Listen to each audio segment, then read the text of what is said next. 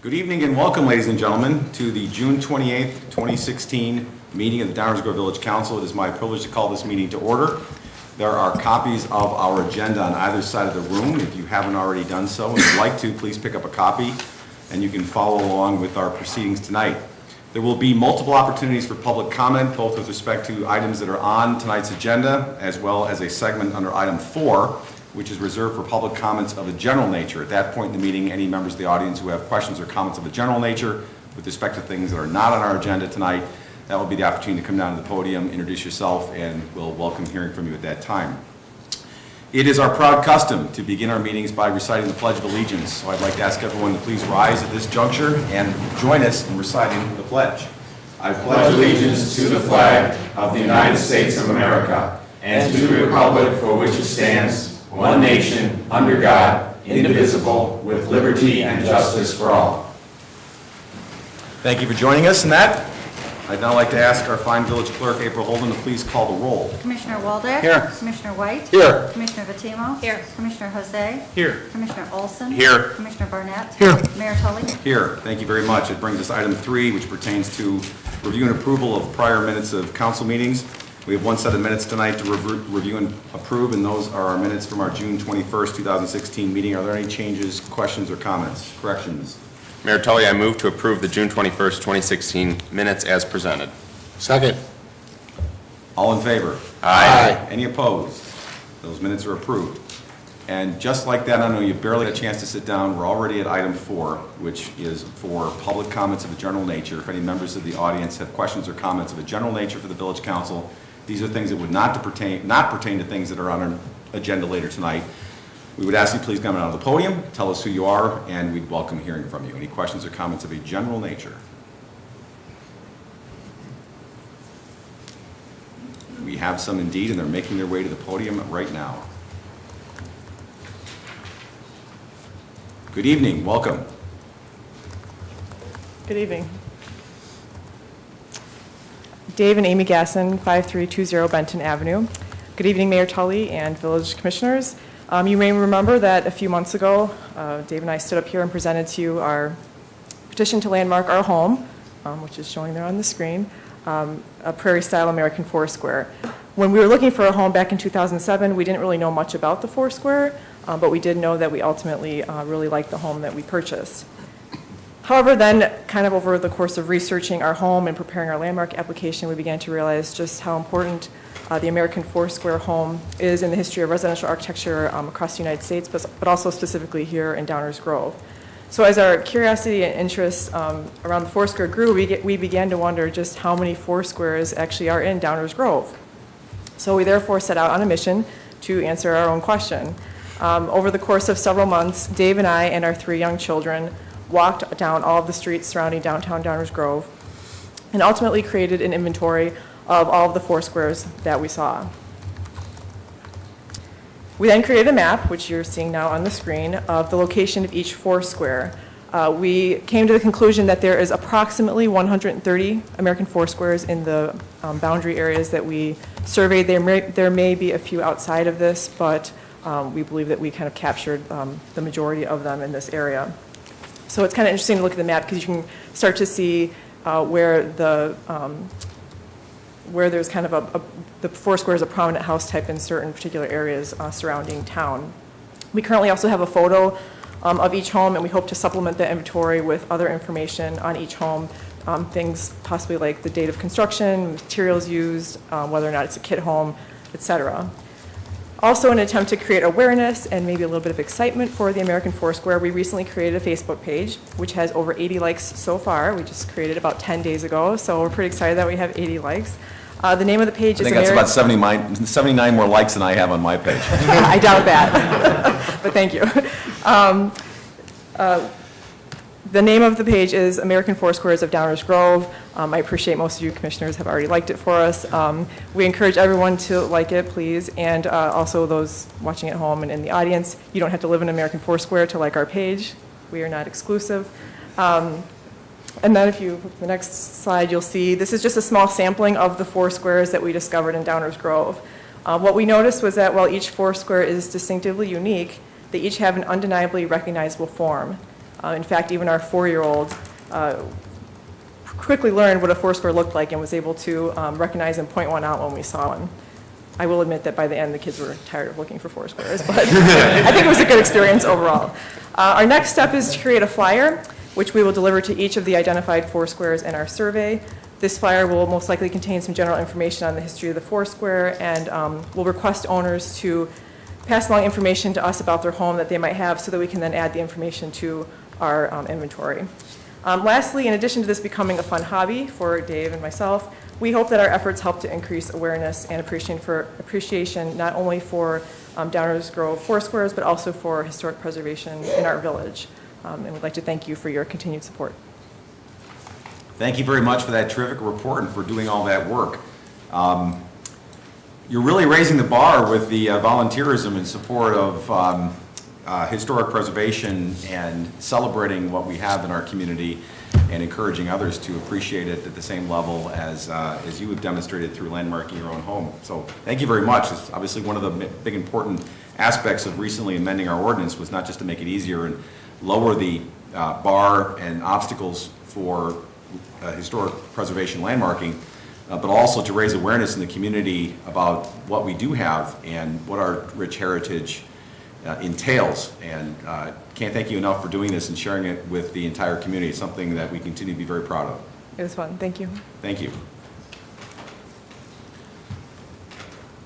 Other questions or comments of a general nature? Very well. Hearing none, and thank you again for that report. That will bring us to item 5, our consent agenda. Do I have a motion to approve our consent agenda as presented? Mayor Tully, I move to approve the consent agenda as presented. Second. Any questions or comments from any members of the audience with respect to any of the items on tonight's consent agenda? Questions or comments from members of the village council? May I have a roll call, please? Commissioner Olson? Aye. Commissioner White? Aye. Commissioner Waldeck? Aye. Commissioner Fatimo? Aye. Commissioner Jose? Aye. Commissioner Barnett? Aye. Mayor Tully? Aye. Consent agenda passes unanimously. That brings us to item 6, our active agenda. We have a number of items on tonight's active agenda. First, item 6A is an apple. Do I have a motion to adopt an ordinance authorizing a redevelopment and land purchase agreement with Trammell Crow Chicago Development Inc.? Mayor Tully, I move to adopt an ordinance approving a redevelopment and land purchase agreement between the Village of Downers Grove and Trammell Crow Chicago Development, Inc., as presented. Second. Any questions or comments from members of the audience?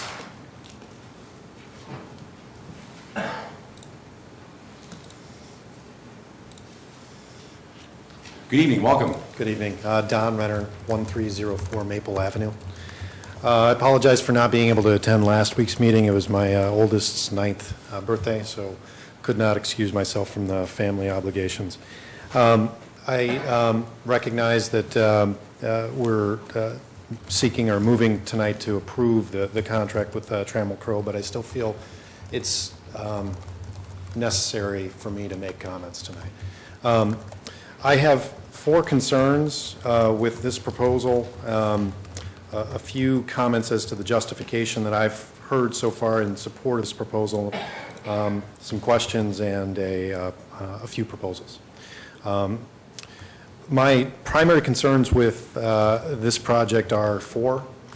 First is that there's a definite change in the ultimate character of the downtown. The 70-foot apartment building that's proposed at the corner of Main and Maple will drastically change the sight lines of the downtown area.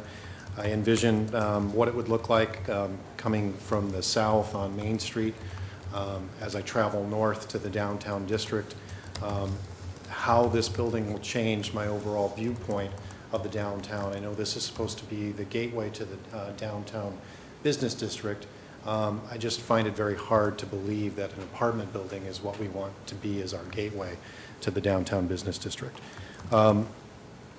Similarly, as I'm walking or traveling eastbound on Maple Avenue towards Main Street, right now what catches my eye when I get towards the intersection of Main and Maple is the United Methodist Church and its stained glass windows.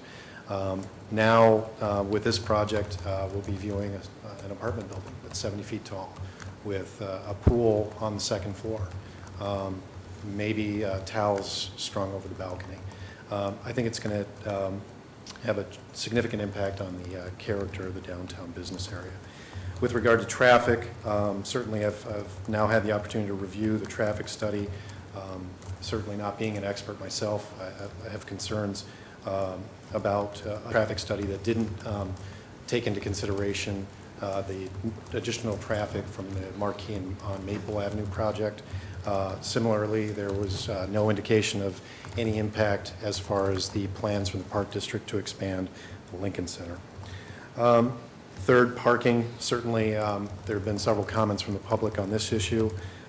Loss of the public parking spaces in the parcel that is to be conveyed from the village will certainly take away from the available parking lot spaces within the downtown business district. The additional parking spaces that are proposed on Maple Avenue are not adequate as a substitute for those parking parcels. Finally, I'm very concerned about the fact that this is an apartment building as opposed to condos or townhomes. Trammell Crow has a very strong national reputation. I have no doubt that they will build a good project, but I'm concerned that the fact that as soon as they build it and they have it rented adequately, they'll be gone and we'll be dealing with a new owner who won't have strong motivations to capitalize this project. So I'm very concerned about what this project's going to look like in 20 years when I'm still living here. As far as the justification, it seems as though the justification that I've heard from the commissioners and the village administration is that it's consistent with the comprehensive plan, that it will contribute to our TIF revenues to meet our shortfalls over the remaining life of our downtown TIF business district, and that more density to the downtown will bring additional business revenues.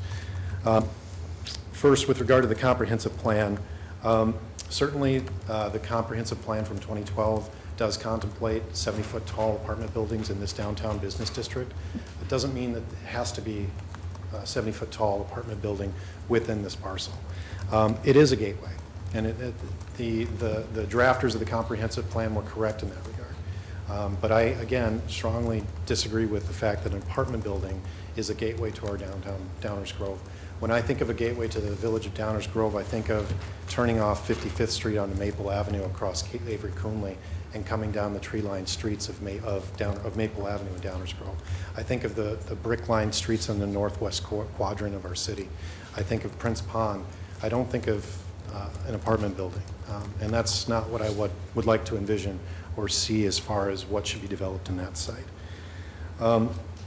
I certainly think, again, I don't disfavor development in that area.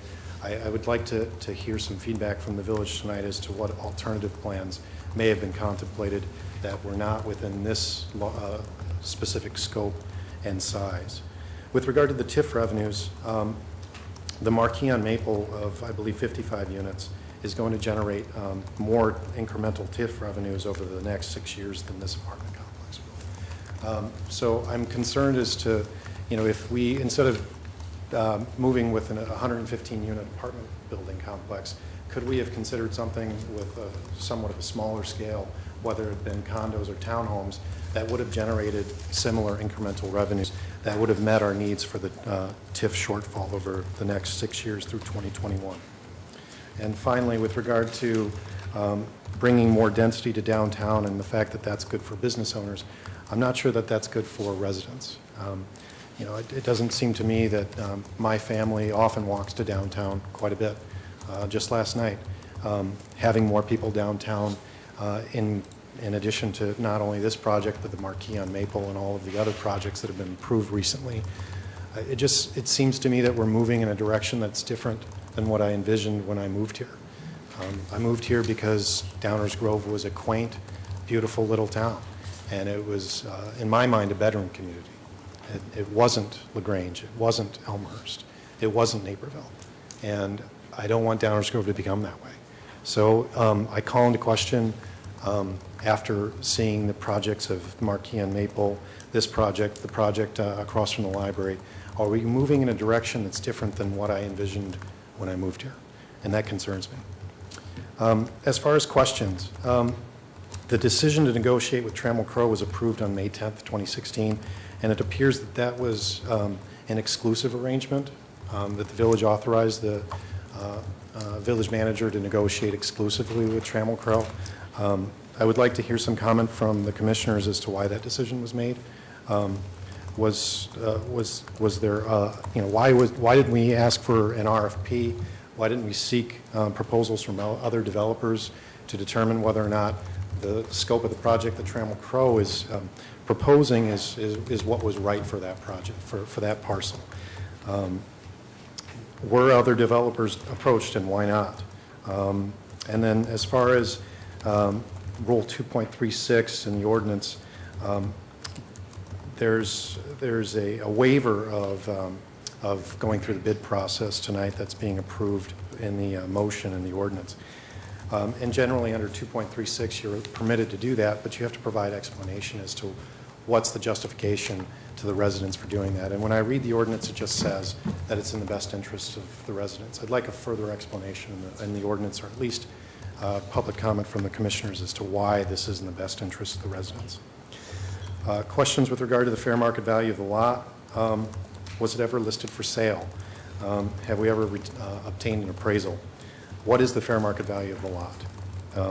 When we look at the incremental revenues that are to be generated from the village manager's report over the next 6 years, we're looking at about a $1.3 million incremental revenue increase to the TIF district, which would bring our balance to the positive of about $340,000 by the end of 2021. But that includes the conveyance of roughly $126,000. So if this property is worth $400,000 or $500,000, we're really only adding the difference between those two figures. I'd like to know what the fair market value of this property is so that we can evaluate whether or not this proposal is in the best interest of the public. Finally, I'd like to make some requests tonight. Again, I know it's late in the game, but it's late in the game because I think I'd like the commissioners to and mayor to consider slowing down. The decision to negotiate with Trammell Crow was made on May 10th. Next week, I saw a notice issued by Trammell Crow with a meeting at the Lincoln Center, which I attended with some other concerned neighbors of mine. June 6th was the special use hearing, 6/21 was the first reading, and here we are tonight approving this about a month and a half later. Why is there a rush? I know that this project and this parcel has been up for contemplation for development for many years, but I don't understand the need and rush to negotiate with a single developer at this point in the game. I'd like for the commissioners to consider the comments that were made by the public during the special use hearing, during last week's meeting, and from my comments and maybe others tonight, that there are some real concerns about the scope and size of this project. I'd like some feedback and like an opportunity to explore a project that's on a smaller scale that would not only meet the needs of funding the gap in the TIF, but would also meet the concerns of a numerous amount of concerned residents as far as the scope of this project. I'd like to explore an opportunity to receive bids and ideas from other developers. It just seems as though we've hitched our wagon to a single developer, and I'm not sure exactly why. Finally, if it's the commissioner's intent to pass the ordinance tonight and to approve this development, I would strongly ask or request that the village consider a moratorium on further developments of projects of this size.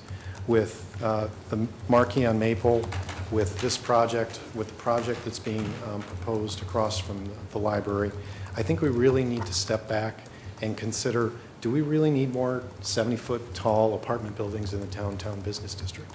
And if you look at the Marquee on Maple and you look at this project that's being proposed and the project on the library, all of those projects are encroaching upon the residential zone districts.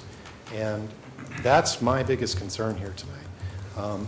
When I saw the village approve the project across from the library last year, I was very concerned.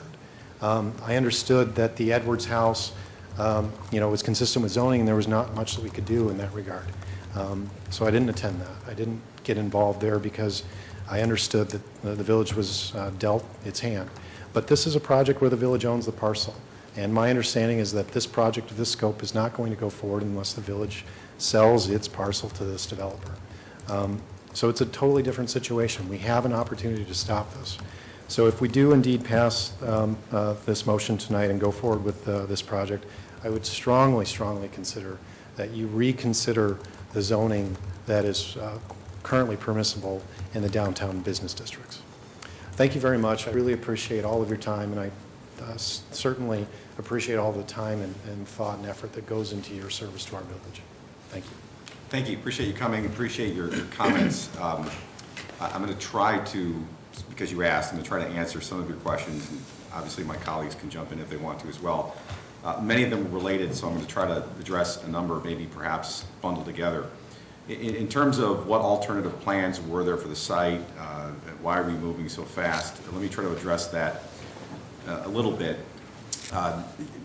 As I'm sure many know, at least 10 years ago, if not longer, this was identified as a redevelopment site. So for at least a decade, we've been inviting redevelopment at this site and been asking for it openly and publicly for anyone who would come and make a proposal to us. I believe it was about 2006, 2007. We had a proposal come forward. I don't think we moved at any faster speed then than we have here. And it came forward. It had different characteristics, but basically it was, as was contemplated and invited by the village, contemplated redeveloping on that site. Didn't necessarily take some of the additional buildings that this one does, but we had a proposal. It went through the process. It was approved, and but for the recession, would be sitting there today. Since then, candidly, we have not had people banging on our doors to put up another proposal. So we haven't gone through RFP process, but it has been open and notorious for years that we wanted to redevelop that site. There has been no interest. We haven't had any of the proposals come forward. What we had was an opportunity, which essentially our comprehensive plan and identifying this as a catalyst site for this type of development has been, if you will, sort of an open invitation to the development community to come forward with a proposal, which we had the opportunity to receive one. And in order to really dig into the nuts and bolts of it and find out what we could do, one of the things that we authorized the village manager to do was, with this interested party that came forward, please negotiate so we can get involved more earlier in the process and find out what might be possible here and so on and so forth. It really wasn't anything more than that. It was to try to get involved in the process and be influential from the very beginning. The bid process is simply because we're not putting this up for sale, which is also probably I'm going to try to address the fair market value question. This is not a situation where we put up a sign on this lot and offered it for sale, so it's not quite the same situation. We have always contemplated essentially contributing this parcel to a redevelopment as long as the overall return from the project made sense. It's not a question of, can I get $150,000 versus $200,000 for that lot? Unlike the building that we own further down Main Street, which we've been trying to, if I can be impolite, unload for some time, and folks have come to us asking us to help them basically pay for it. So the fair market value of that site seems to be de minimis at best. Could we possibly get more for this lot if we were to put it up for sale? Maybe, but that's never been our intention. So that's one of the reasons why we have foregone the normal bid process, because it wasn't our intention to sell it per se. Our intention was to contribute as part of an overall project that would return much more to the community. Obviously, people can have different opinions about what that value is, but it wasn't as if we were trying to sell a ladder truck from the fire department. We were trying to get the highest price for it. We're contributing it to a redevelopment that was going to benefit the downtown TIF, but also when the TIF expires, will greatly benefit the schools, the park district, and other taxing bodies within our community in terms of additional revenue. I think I addressed everything that I was trying to address all your questions. And then in terms of the speed, I don't really see that we've moved any faster on this project than we've moved on any other project. We do have certain time parameters when a petitioner comes forward and asks for a land use decision. We have to move within a certain time frame. This one has moved more or less the same speed as other projects that we've been involved with. So those are the ones that I jotted down. I was just trying to address your questions and not comment, so I hope that was helpful. Commissioner Waldeck, please. Thank you. You did mention a site like the TCF Bank, and I'll point out that that was difficult to develop. We did not take the first one that came. We did actually reject a project as well. So, you know, people weren't, as you say, banging down our doors to, for a lot of these projects, we don't jump at the first one all the time, so I just thought I'd point that one out. Thank you. Okay, thank you. Well, hopefully I was trying to Sure. be responsive. Yeah. I guess it's just, it's difficult to represent that we're going to add $1.3 million to the TIF when we don't know what the fair market value of that project or of that parcel is. So it's difficult to represent that that's what you're adding when you don't know the actual fair market value of the property. Sure, and have I gone out and had it appraised? No, we have a somewhat of an idea just from experience about Yeah. what it's worth, and based on comments we did receive from the public and some comments from the commissioners up here, you may have noticed that the purchase price actually adjusted higher from last week's Mayor, conversation. could I comment? Sure. The update states, the price has been changed to $177,663. The price is based on the fair market value of land, at $545,000 per acre, which is included in section 20.300.d.2 of the subdivision ordinance. So the price is based on the size of the property times the fair market value included in our subdivision ordinance. So that's why it was adjusted, from Thank my you. understanding. That's my understanding too. Where is that fair market value, where is that coming from? The subdivision ordinance. And Commissioner Olson was just noting an update Yeah. to the materials from last week. Okay, so the subdivision ordinance had an appraisal done of the property? I'm Not confused. suggesting that there was an appraisal done. Oh, No. okay. So it's But just, that's how the new number was calculated, okay, all right. which is about But it wasn't approximately based on an $50,000. appraisal? I'm sorry? It wasn't based on an No, appraisal? no. Okay. No, but again, it wasn't our intention to sell it outright, it was our intention to contribute as part of a development that would return more than what we, plus, right now, it's not on the tax rolls, this will put it on tax rolls. It's the overall contribution to the development. Okay. Would you mind commenting on why apartments over condos? And any concerns you have with the long-term degradation of an apartment complex? Sure, and I'll try to be brief, at least from my perspective. Number one, in terms of the long-term quality of the development, we have to look at the quality of the developer, the investment in that project, and the likely market for its later purchase by another, and how that would fit into someone's investment portfolio. And my understanding, both privately and publicly, is that this is the type that would most likely be well-maintained given the substantial investment to build it in the first place. If this ends up in a real estate portfolio of A REIT? yeah, or something like that. I was thinking of another example, name's escaping, but yes, they typically have a built-in motivation to maintain it as a long-term investment.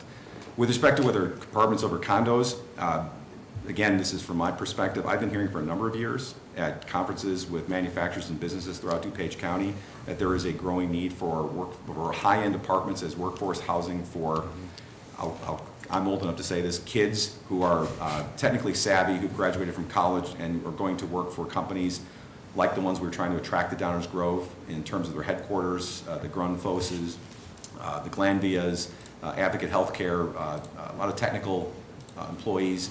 And that workforce likes to live in high-end apartments. They don't want to own dirt. They don't want to maintain it. They don't want to necessarily have a car, but they want to be walking to transportation, nightlife, and restaurants. And if we're going to continue the mission of our EDC to try to attract these tech companies' headquarters to our Class A office space in the north part of town, we need to have somewhere for their workforce to live that's in our town. Otherwise, they'll all go to Lincoln Park, and so will the headquarters. Or the headquarters will go to the Loop, and we're in great competition with a lot of these other communities, other states, the city of Chicago, to attract these types of companies, and having that workforce is important. I just read an article, I think, over the weekend about how there's a trend now in the city of Chicago of investors buying condominium buildings and turning them into apartments because of such a high demand for that very type of housing. So the short answer is it's just a change in what the current demand is throughout DuPage County and the greater Chicago metropolitan area. Yeah, there's no doubt that demand for apartments has waxed over the last few years, but I imagine that will wane again and go back to condos. Everything changes. Yeah, and as far as attracting, residential properties for those businesses that you mentioned, those aren't commuters. And we could we could develop apartments outside of the downtown area that's not encroaching upon our residential districts and still meet, the housing needs for those developers without, causing the concerns that the village residents are expressing. So it doesn't have to be downtown. It has to be downtown if we're trying to attract people who are going to be using the train. But if we're really trying to attract people to be working in the local businesses, then we don't have to develop these apartments within the downtown district next to residential homes on probably the most historic street in Downers Grove, Maple Avenue. So I appreciate your comments and answers to my questions. Thank you for your time. Thank you, appreciate your comments, and thank you for coming here and sharing them with us. Sure. We're still on to item 6A. This is the redevelopment agreement. Any questions or comments from the audience on the redevelopment agreement? My name is Larry Bernarowitz, and I live at... Good evening, welcome. Yes, thank you. I live at 5329 Main Street. I attended last week's meeting and stuff, and everybody, I think Trammell Crow is a very good developer and builder. I think some of the questions that you wound up answering, they've researched it far better than we could ever look at it. But what I'm really concerned about is the concerns that several of the commissioners, Barnett, House, and also Mr. Olson, expressed last week about the development of that corner. Have we answered those concerns? Parking, loading and unloading, stormwater? I mean, there was things brought up on last, I looked at today's thing, and I don't see anything that's changed. I see 2 parking spaces being added on Main Street for moving the bus stop, but what portion does Trammell Crow play on that? They haven't played anything. They haven't said, I can accommodate this, I can accommodate that. It's all up to the village. It's not up to the village.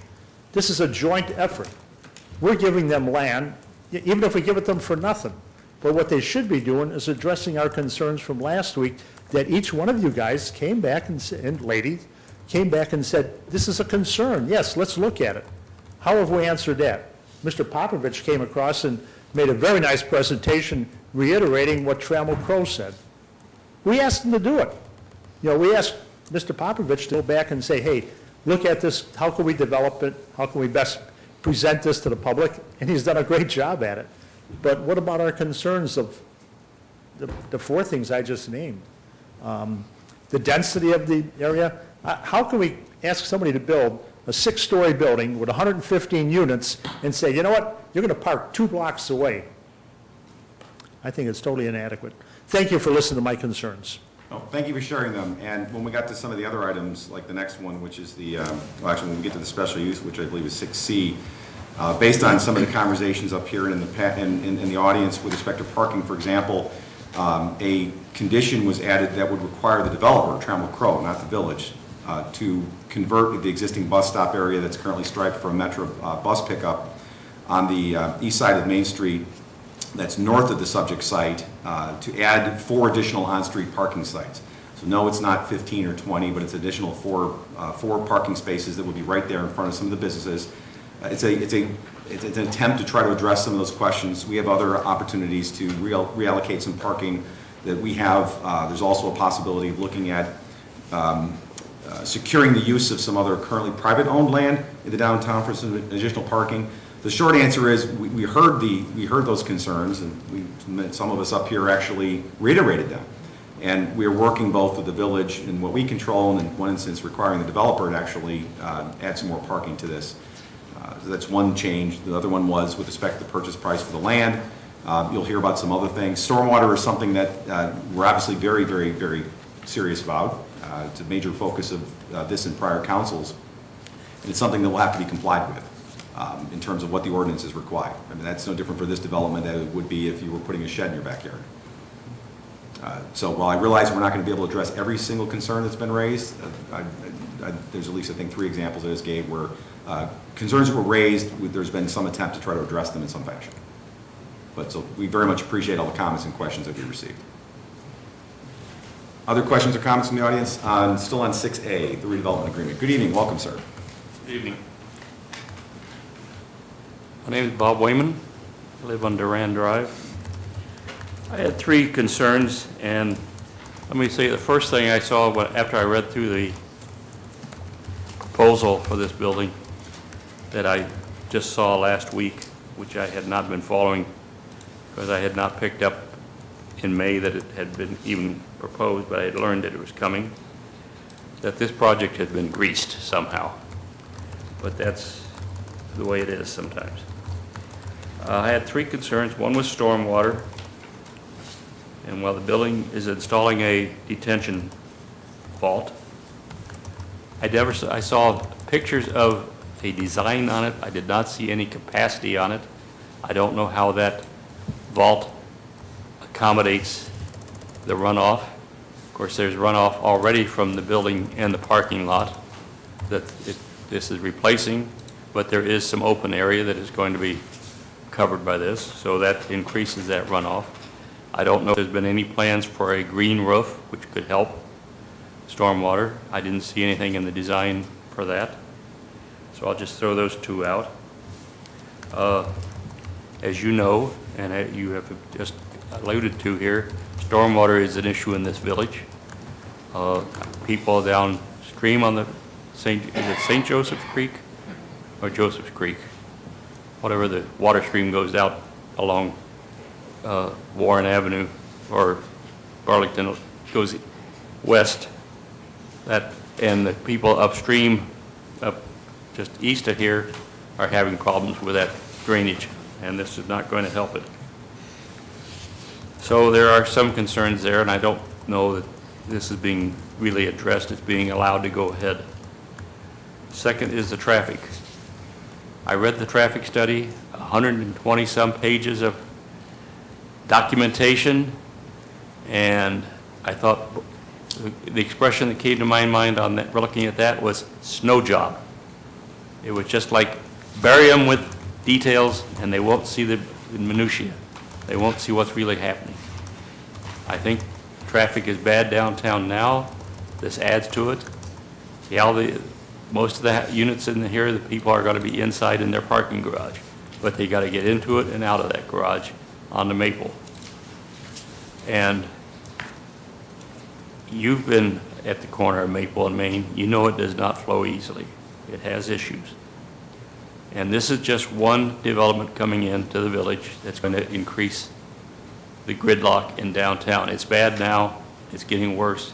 So at some point, when do you stop plugging devices into your outlets and blowing fuses? When do you start doing something to alleviate that? So I think traffic needs to be given more consideration than it has been. Whoever the contractor was that did this study, I don't know, I don't care. But I come back to the idea, they just gave you a lot of obfuscation and said, yeah, traffic's bad, it's going to get worse, and we can't do a thing about it.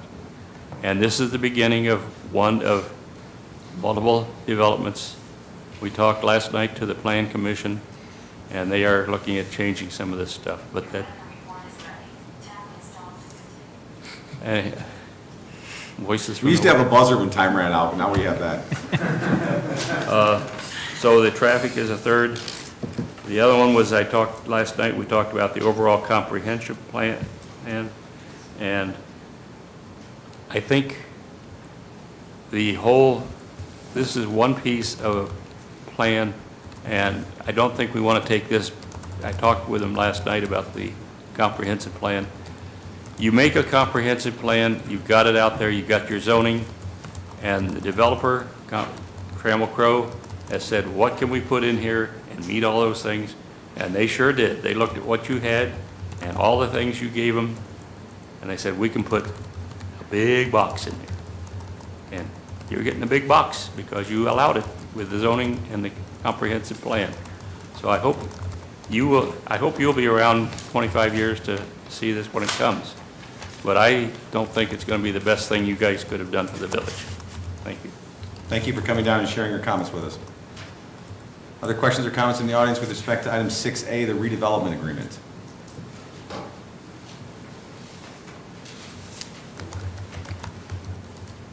Good evening, welcome. Good evening, my name's Bo Martin. I live at 701 Maple Avenue. I came up to begin with a question that I just didn't know where to ask, so I figured I'd come up here and ask it. A few weeks ago, a team of civil engineers walked up and down Maple Avenue, and they were taking measurements of the street, they were taking measurements of the sidewalk, they were taking measurements of my front yard. And while one of those engineers was on my middle of my front yard, I went up and asked him, "Are you planning to expand Maple Avenue?" And he said, "I know of no specific plans to expand Maple Avenue." And some of you are lawyers, I work for lawyers. When I hear someone say, "I know of no specific plans," it makes me feel like there are plans, they're just not specific yet. So my question is, what are the plans for If Maple it Avenue? had come from a lawyer, you should be concerned, but it came from an engineer. Well, maybe the engineer works for lawyers too on occasion. So my question is, what are the plans for Maple Avenue that led to the taking of measurements up and down Maple Avenue, and the sidewalks and my front yard? And are those plans related to the development that's being proposed on Maple and Main? I just didn't know where else to ask, so I figured I'd come up and ask it. I appreciate the question, and our village manager, as usual, is at the ready. Okay. Mr. Fieldman. Thank you, Mayor Tully. The village has plans to resurface Maple Avenue, just put a fresh coat of asphalt to address potholes, cracking, et cetera. We're applying for a grant to have that paid for through federal and state funding. The grant application is due soon, so we had to do the surveying quickly earlier this year. Thank you. And perhaps since others might share that same question, is there a way we can maybe advertise that somehow? It's coming up on an agenda very quickly. Ah, very good. You're ahead of your time as usual. Thank you, but I'm not done. But that's very helpful. Thank you very much. If the person had been able to answer that at the time, it would have been helpful. My concern goes more broadly to Maple and Main, and I imagine that the resurfacing will reflect some of the traffic that's going to go up and down Maple and Main, and people have already made reference to the transportation studies, and I have my doubts about them as well. I think my points are twofold. First is that there's been some discussion I've heard here earlier even last week by my wife that there's a question of aesthetics about the design about Maple and Main Avenue. My point is a little bit different. Is that I think it's really a question about design, and that there isn't a difference between design and aesthetics. That's why we have two different words for them. And that design matters a great deal, even urban design. And design matters to Apple, that's why they invest a lot in their products and we buy them. Design matters a lot to Google, that's why they invest a lot in the shape of their corporate offices to facilitate the exchange of ideas. And urban design matters a great deal.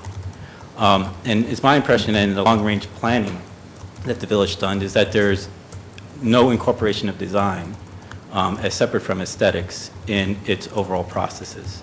And that the design itself is really what has me concerned. It's different from aesthetics, and if there is some way to include the notions of design into planning, it'd be very helpful for the village. I say that because I feel like there has been no assessment of the actual design of the building in the discussions that are being taken on here. There are questions of zoning, there's questions of variances, but the notion of whether is this a good design for this place is a concern that I heard someone else bring up in essence earlier today.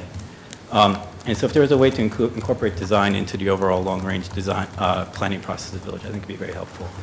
I think the village hasn't done any real consideration of design in this particular instance. It did come up in one part, though, where I felt that design bumped up against the variances of zoning, where my understanding is that there was a zoning variance to increase the density of this particular area. And that reflects, I think, a lack of understanding about the design that could have been incorporated into an earlier process. There was a debate last week about the irony of zoning variances. I feel that, in my impression from over the past year or so, is that variances are granted very regularly to developers, and they're granted only begrudgingly to individuals. I saw that last year when there was a request for the change in the variance of the building material for certain developers, and that was granted. But if someone wants to rebuild their garage to reflect the zoning variance, and that's very difficult for a homeowner to achieve. So there seems to be a real bias towards zoning variances for developers, and the lack of any real facilitation for similar concerns that are raised by homeowners. That's it's not really this question of what type of zoning variance is it. It seems to be correlated with who is bringing the request for the variance. It seems to be biased towards developers. I think my last point about that is that the overall political process, both the design process in the overall longer-term planning, the zoning variances that have been granted and leading up to now, I think reflect a real frustration, causing me a great deal of frustration in the political process. I think one of the reasons why there's so few people up there voicing their discontent with the Maine and Maple proposed development is because they feel like our voices are not very effectual. And that was, I think, for me personally, brought to bear last year with the Marquee development. A lot of work was done by many people. A lot of voices were brought up, were raised, saying that we do not like this development. And it ultimately, there were certain commissioners who seemed to take a different viewpoint. I think if the development of Maine and Maple is approved, I think it will reflect a success for development, but I think it reflects an overall failure in the political process for the village. And that if at the very least more time were given for consideration of this, I think you would hear more voices come up here, and that there would be an opportunity for at least a full consideration of the opinions of more people in the village to express what I would expect to be the displeasure with this proposal. Thank you. Thank you. Appreciate your comments. Just a couple things I want to point out is I think we did have a residential development just recently where PUD was created in order to accommodate a combination of some lots, which I suppose all new construction is some development, whether it's an addition or a shed or someone who wants to take their property and put up new houses as opposed to the existing ones. Though it does happen, not surprising that people who are in the business of redeveloping land have more requests for land use issues than residents. I think just generally you're going to find more requests from one group than from the other. I think we try to treat everybody fairly, and I know that the volunteers that serve on the Plan Commission and other boards try to exercise their duties to the community as fairly as they possibly can within the parameters that they're provided with in our land use rules and the comprehensive plan. Whether the comprehensive plan ought to have something like a design pattern book in it, that's a fair question and something that perhaps the next ad hoc committee that updates the comprehensive plan can look at. Wouldn't be a bad thing to see what would be involved there. And the only other thing I'll say about the comprehensive plan in terms of the political process is please recall that the comprehensive plan itself, its initial update after 45 years, about 5 years ago, and then even now the process that we're in the middle of tweaking it, is in itself a political process. The update that was done 5 years ago was, I keep asking Commissioner White because he served on, I think it was at least a year-long process. It was open to the community, involved many, many volunteers, many voices in the community. To the extent that it's a failure, it's just something that was viewed to be adequate at the time for the community at the time, and if there are changes we need to make to it, we can make it. But we do have a process, and it's usually a long, very involved public process, including the one that's going on right now that a group of volunteers are looking at, then the Plan Commission, then it will come up to the Village Council again. There will be a number of different meetings to take into account many of the things that were voiced here at the podium tonight and have been voiced with respect to other projects or other issues. It is not a static process. It's not a static document. It's a dynamic process, and as the community changes, so does the plan. I can speak very briefly about the 2011 comprehensive plan. At the very end of the process, the consultant, Hassel Levine, told our ad hoc committee that they are involved in a great many comprehensive plans all around the state and elsewhere. They draft a lot of them. And that the experience in 2010, 2011, they said they saw more community involvement than in virtually any other town in which they'd made a plan for, and that they were really very impressed by the outpouring of enthusiasm, not just from the people on the committee, but from the entire community to participate.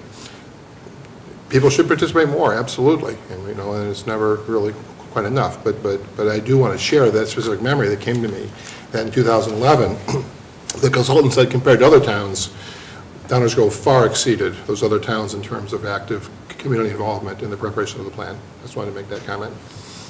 Thank you, Commissioner. Other questions or comments from the audience with respect to item 6A, which is still the redevelopment agreement? Okay, thank you. I appreciate those who have spoken on this item And we're just on 6A right now, but now I'll open up for questions or comments from members of the Village Council on item 6A, the redevelopment agreement. Commissioner Waldeck.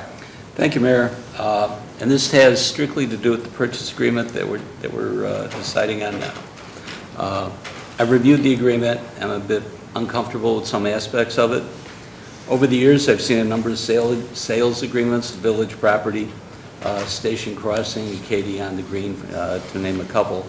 And I've always been highly critical of the sales price, as well as some aspects of the agreements. And while it can be argued that these properties turned out well for the village in the long run, very often they started in one direction and were modified along the way. They didn't always go as we planned. So it hit me that we were selling a piece of property for a very small amount based on projections by the buyer that they need to meet certain profits. And I realized that we are more than sellers in this transaction, but with the promises made, we are also investors and we have a lot of risk. I'm unlikely to convince any of my colleagues, and I respect their votes, but I'm uncomfortable with the price combined with the agreement, and I ask for respect for my vote, and I will not be supporting this purchase agreement. Thank you. Thank you, Commissioner. Other questions, comments? Commissioner Jose. Thank you, Mayor. Unlike Commissioner Waldeck, I will be supporting it. I'm not entirely thrilled with every piece of it, but I think enough of my concerns have been satisfied. I'm confident that because we have the leaseback arrangement, if the project does not move forward, that we can continue to have the parking there that is currently there continue to be available. With regard to the buyback arrangement, would it be nice to get just the parking lot back? Yes. But at the same time, I'm also confident that we would not trigger that particular provision unless we had another developer interested in the project should something happen and this one goes south. So it's not a matter of the taxpayer backstopping anything. It's a matter of going and getting another project and having alternatives in terms of the leaseback in the interim. So I think, and I appreciate also that the purchase price has gone up. So, and I think we also have to, and it's been talked about a little bit, the effect on the downtown TIF. And we're talking about over the course of 6 years, $1.3 million into the downtown TIF, including other projects. You get the Marquis on Maple is 2.25 over that same period. Burlington Station projected at about $1 million. All in all, what we're talking about here is about $5.5 million of revenue that's avoiding roughly $5 million potentially in property tax increases that we would have to otherwise institute in order to pay off the debt that's currently in the downtown TIF fund. Bottom line, approving projects like this, including this redevelopment agreement, is avoiding property tax increase in the future. Thanks, Mayor. Thank you, Commissioner. Other questions? Commissioner Olson? Thank you, Mayor. I want to just comment that I appreciate the concerns that have been raised by members of the public tonight, the last meeting via email, and I appreciate all the comments that I've received as well. People supporting the project, people opposing the project.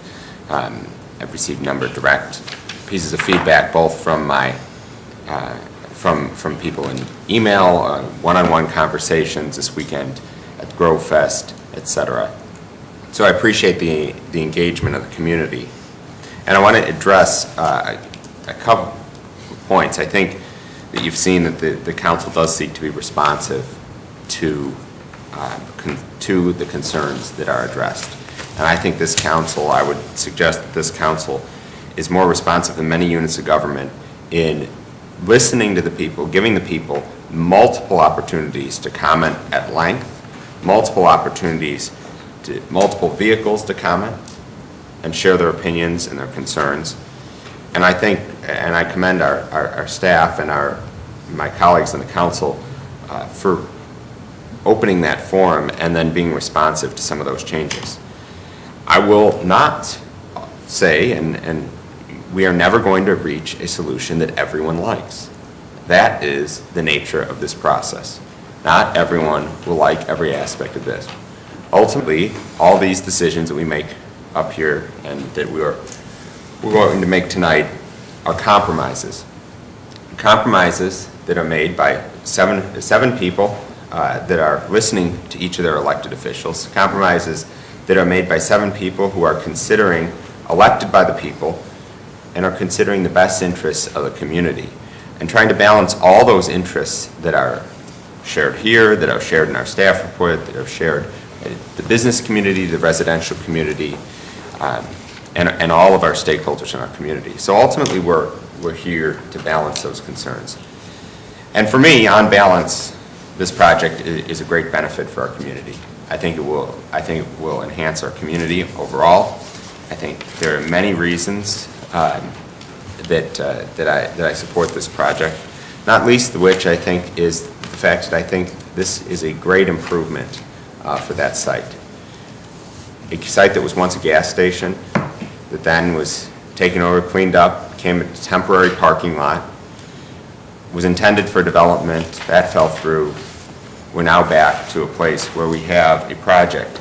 Is it the perfect project? Is it the project that I would have designed if I were dictator and could dictate all things? Perhaps not. But I think, on balance, this is an excellent project for the community. It will benefit our community for the long term, and so I will be pleased to support this tonight. Thank you. Thank you. Commissioner White? Just wanted to bring up one, before I go into more extended comments. There's been some discussion about the TIF revenue reported that's projected for Marquis and Maple, and TIF revenue projected for this project. The total for Marquis and Maple, it appears to me is going to come online about 18 months earlier.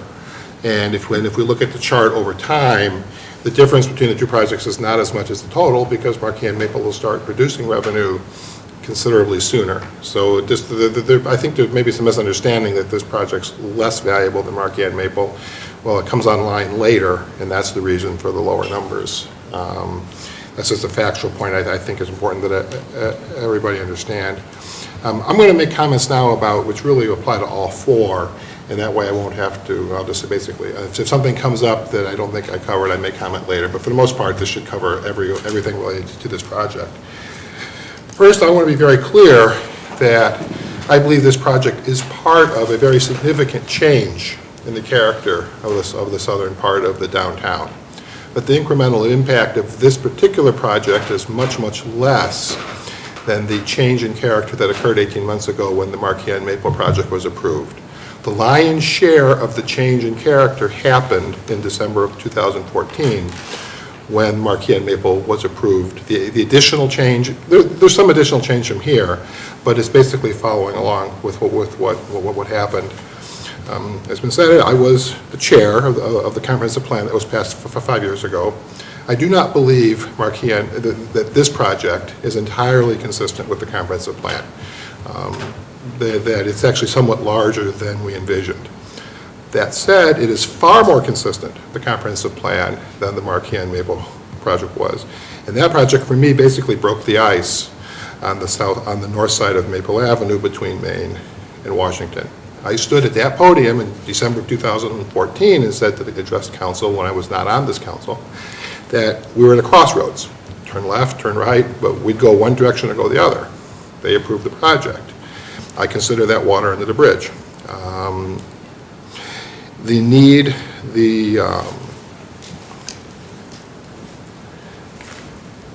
I will be supporting the project, and I'm very grateful that the village manager chose to publish the TIF projections, because I think that really does play into this decision. Commissioner Jose is exactly right when saying that if we don't do projects such as this, we have to raise taxes. And while this is not a perfect project, there's much about it I don't like. I don't like it enough. I don't dislike it enough, I should say, to say, fine, we're going to raise property taxes $5 million to offset the fact that we don't like these big buildings, especially when the ice has already been broken. You know, it had been a different question in 2014 before the ice was broken. At this point, the north side of Maple Avenue has been forever changed, and was forever changed before several members of this council were sworn in. So I will be voting for it. That said, there are a great many legitimate concerns with this project, not all of which are going to be the responsibility of the developer. The village is going to be receiving substantial benefit towards towards the retirement of the TIF funds, and that creates an obligation for the village to mitigate the impacts of this development.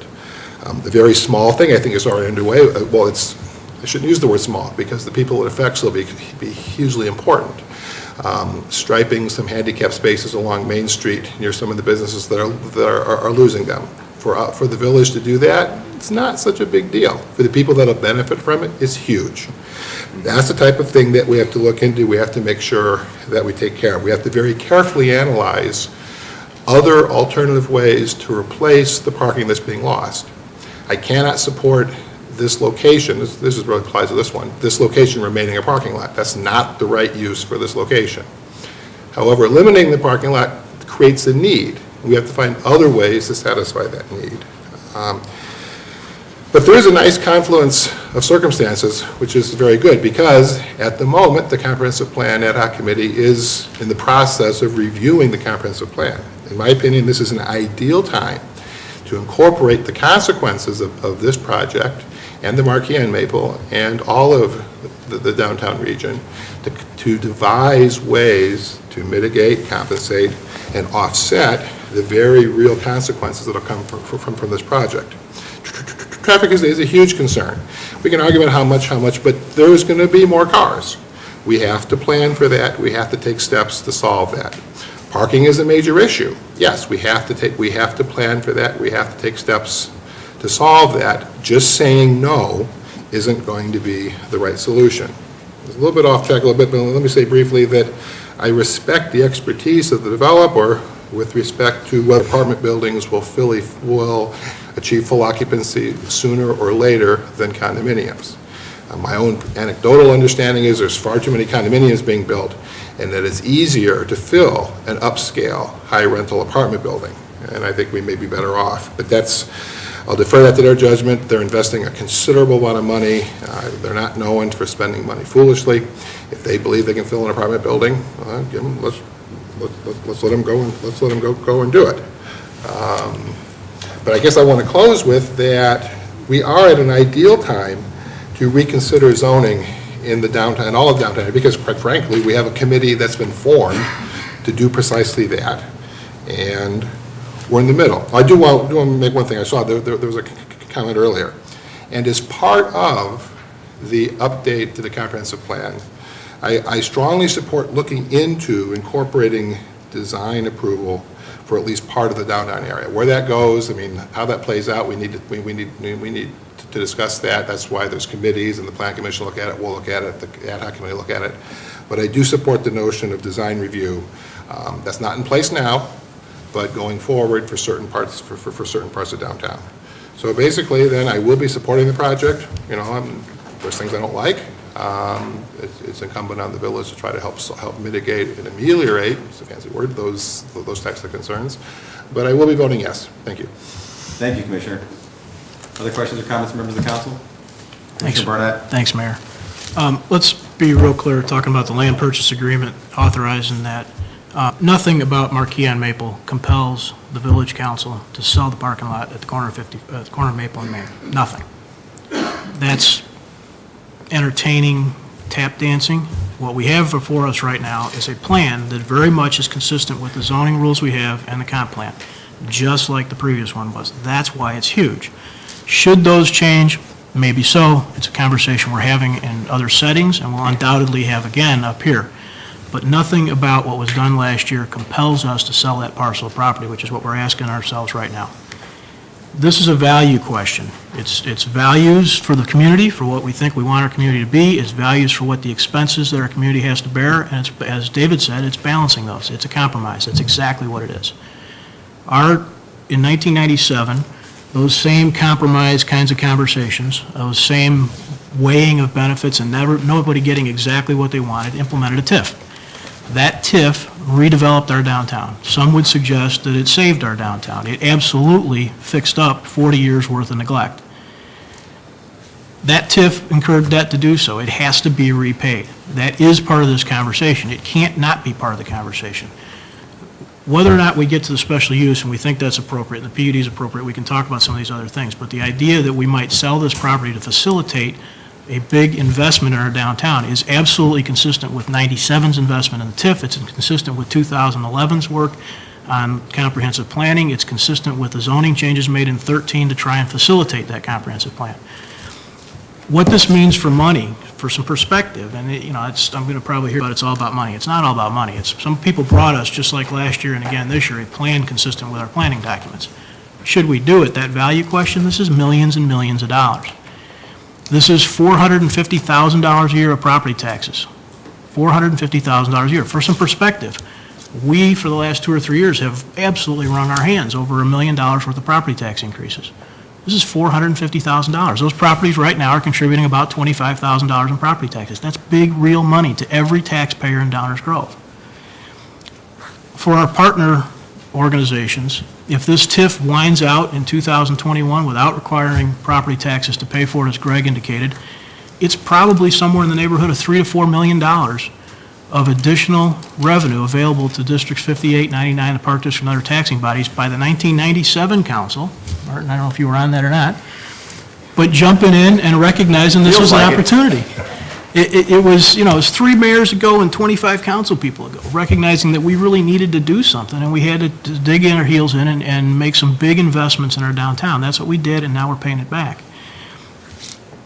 There's been no bigger advocate up here of reconsidering zoning so that we can better match up existing zoning and what comes to us under those rules with resident expectations than I. But it doesn't change the question before us right now of should we sell this parcel to facilitate this development. I think we absolutely should. The TIF money is part of it, the $450,000 a year, the village is part of it, the millions to our schools later are part of it. Is a very real positive investment to help pay for the work we did in 1997, and frankly, is it different? It's obviously hugely different. There's no denying that 70 feet at the corner of Maple and Main is hugely different. So is 70 feet at the corner of Main and Warren, or Main and Burlington compared to the Fannie Mae building. It's different. It's way different.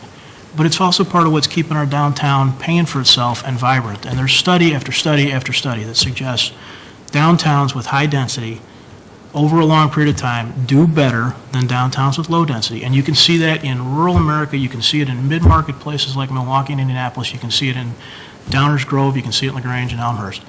Downtowns with high levels of density do better over long periods of time, at least within the last 30 to 40 years, than those that don't.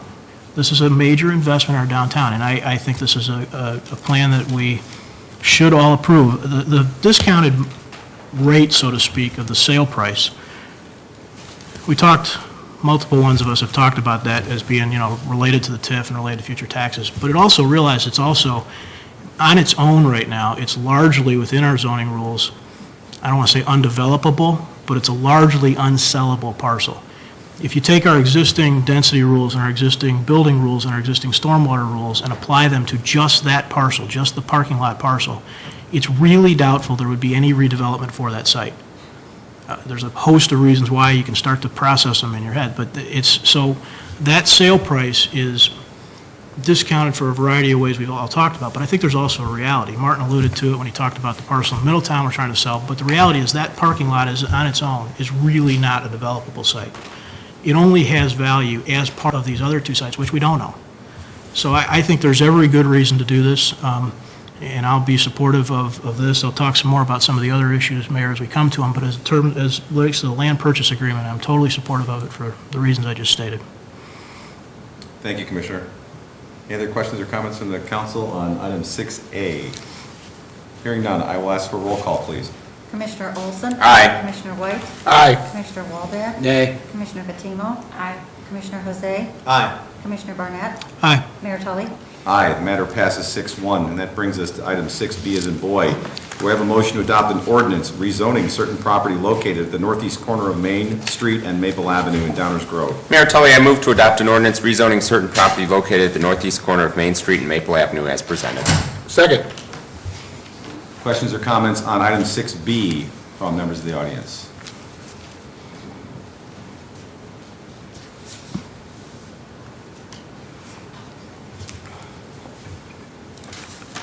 Welcome back. Thank you. I'm still Bo Martin. I still live at 701 Maple. For me, I'm not completely following the orders, but I'd just like to integrate some of the comments that were made by Commissioners White, Jose, Barnett, is that I think it reflects the lack of vision that's been an aspect of this overall process, is that Commissioner White mentioned that it was pretty easy to foresee that if the Edwards House came down, then the rest of that block was going to be developed. And that's turned out to be true within less than a year. When the Edwards House was about to be torn down, there were many, many people come up here and ask for $120,000. And that was denied by people who are still up there, people who are still commissioners. And now we seem to hear that we're very glad to have millions and millions of dollars of additional tax revenue following the development of that block. And I think it's very unfortunate that there wasn't a vision to see that if the Edwards House is torn down, then there was going to be more than enough money to cover the $120,000 that a large number of citizens asked for. Thank you. Thank you, Mr. Martin. Other questions or comments from members of the audience? Item 6B is in boy.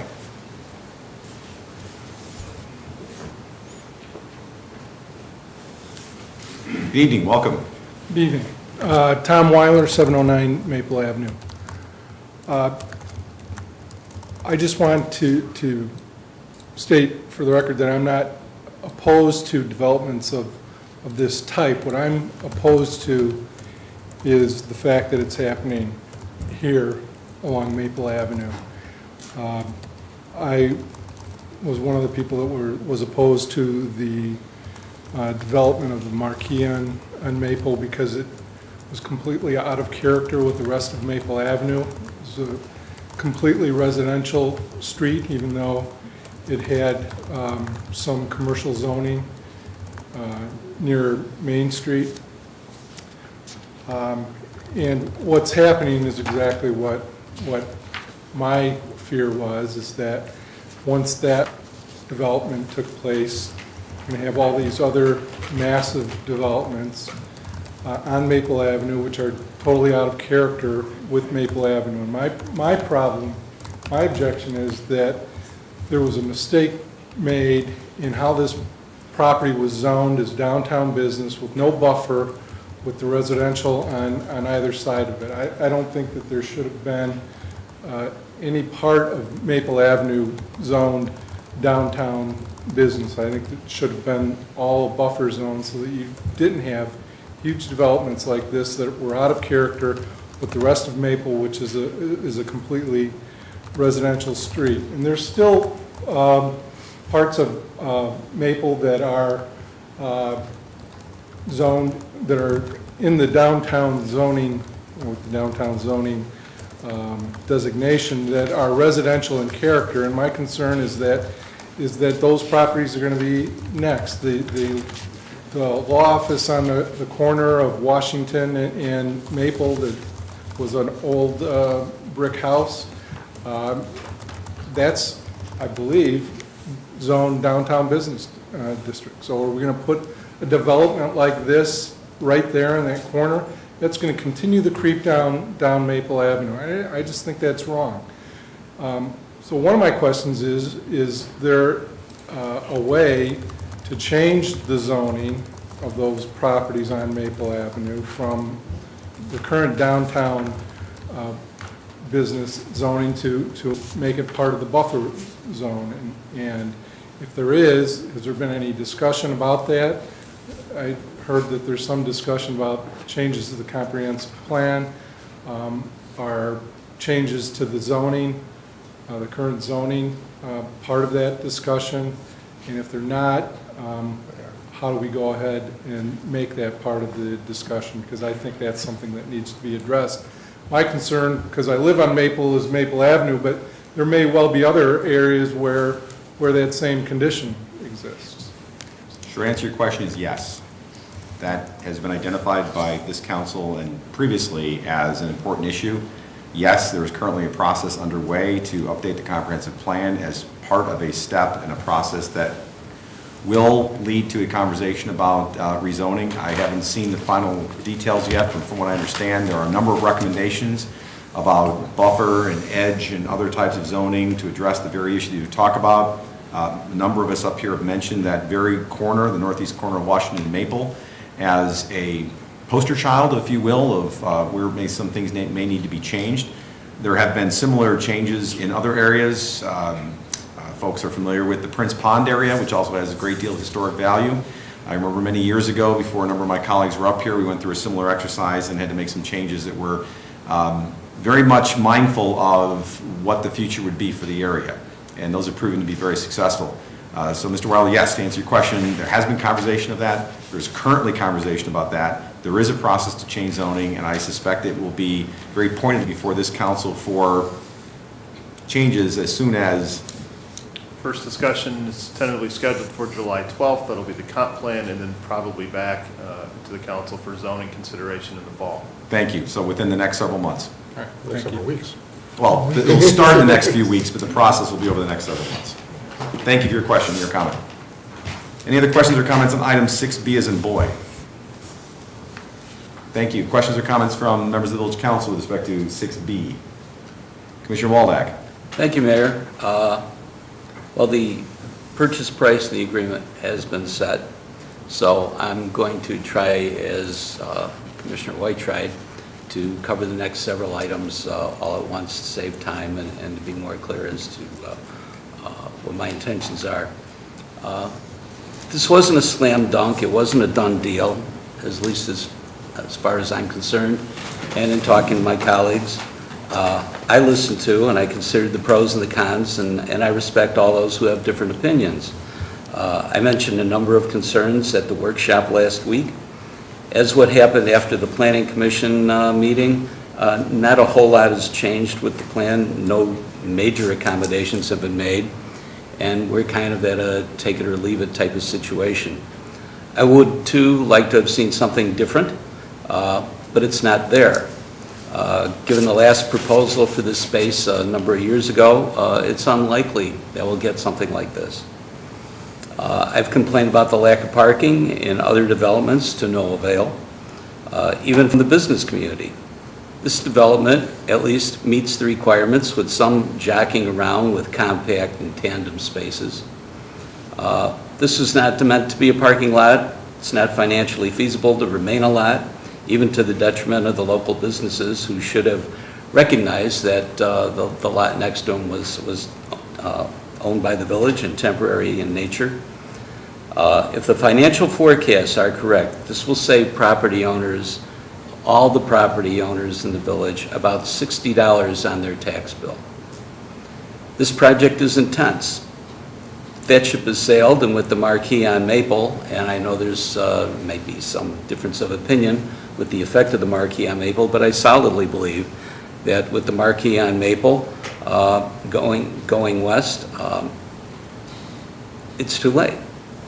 The effects on Maple residents going east has already occurred, and in my opinion, it should go no further, and I will not support developments going further east on Maple. This is also a Main Street development as well, so I look at it as a Main and Maple.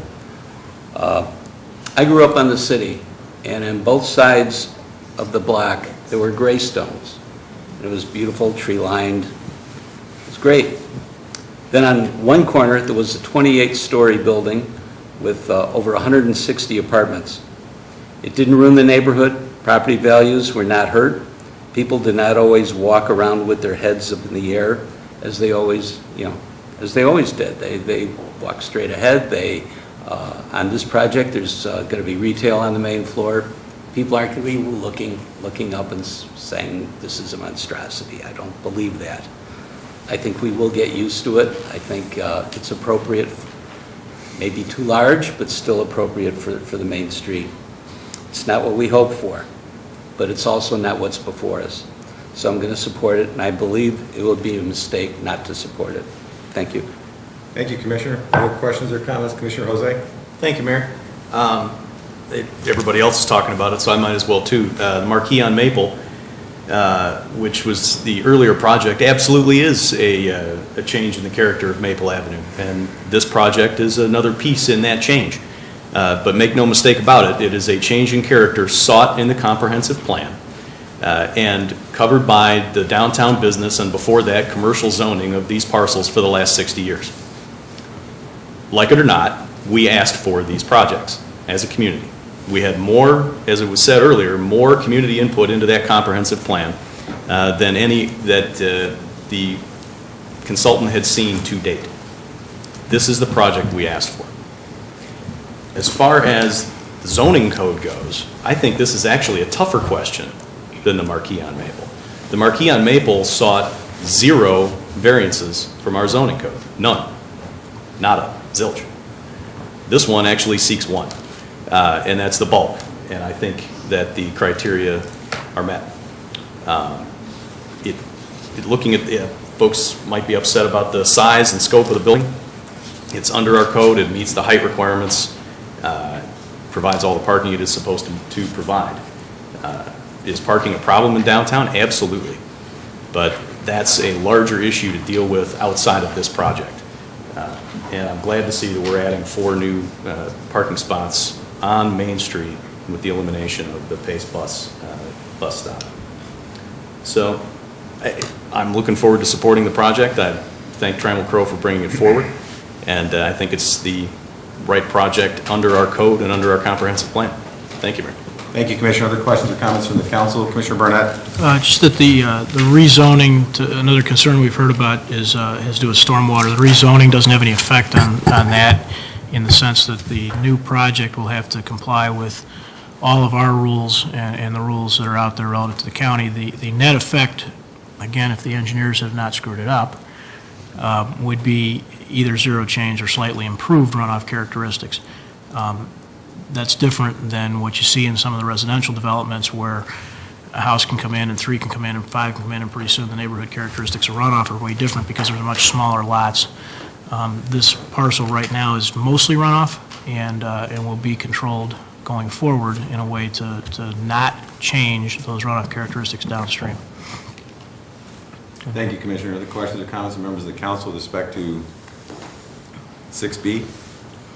Very good. Hearing none, roll call, please. Commissioner Olson? Aye. Commissioner White? Aye. Commissioner Waldeck? Aye. Commissioner Patimo? Aye. Commissioner Jose? Aye. Commissioner Burnett? Aye. Mayor Tully? Aye. That matter passes unanimously. It brings us to item 6C as in Charlie.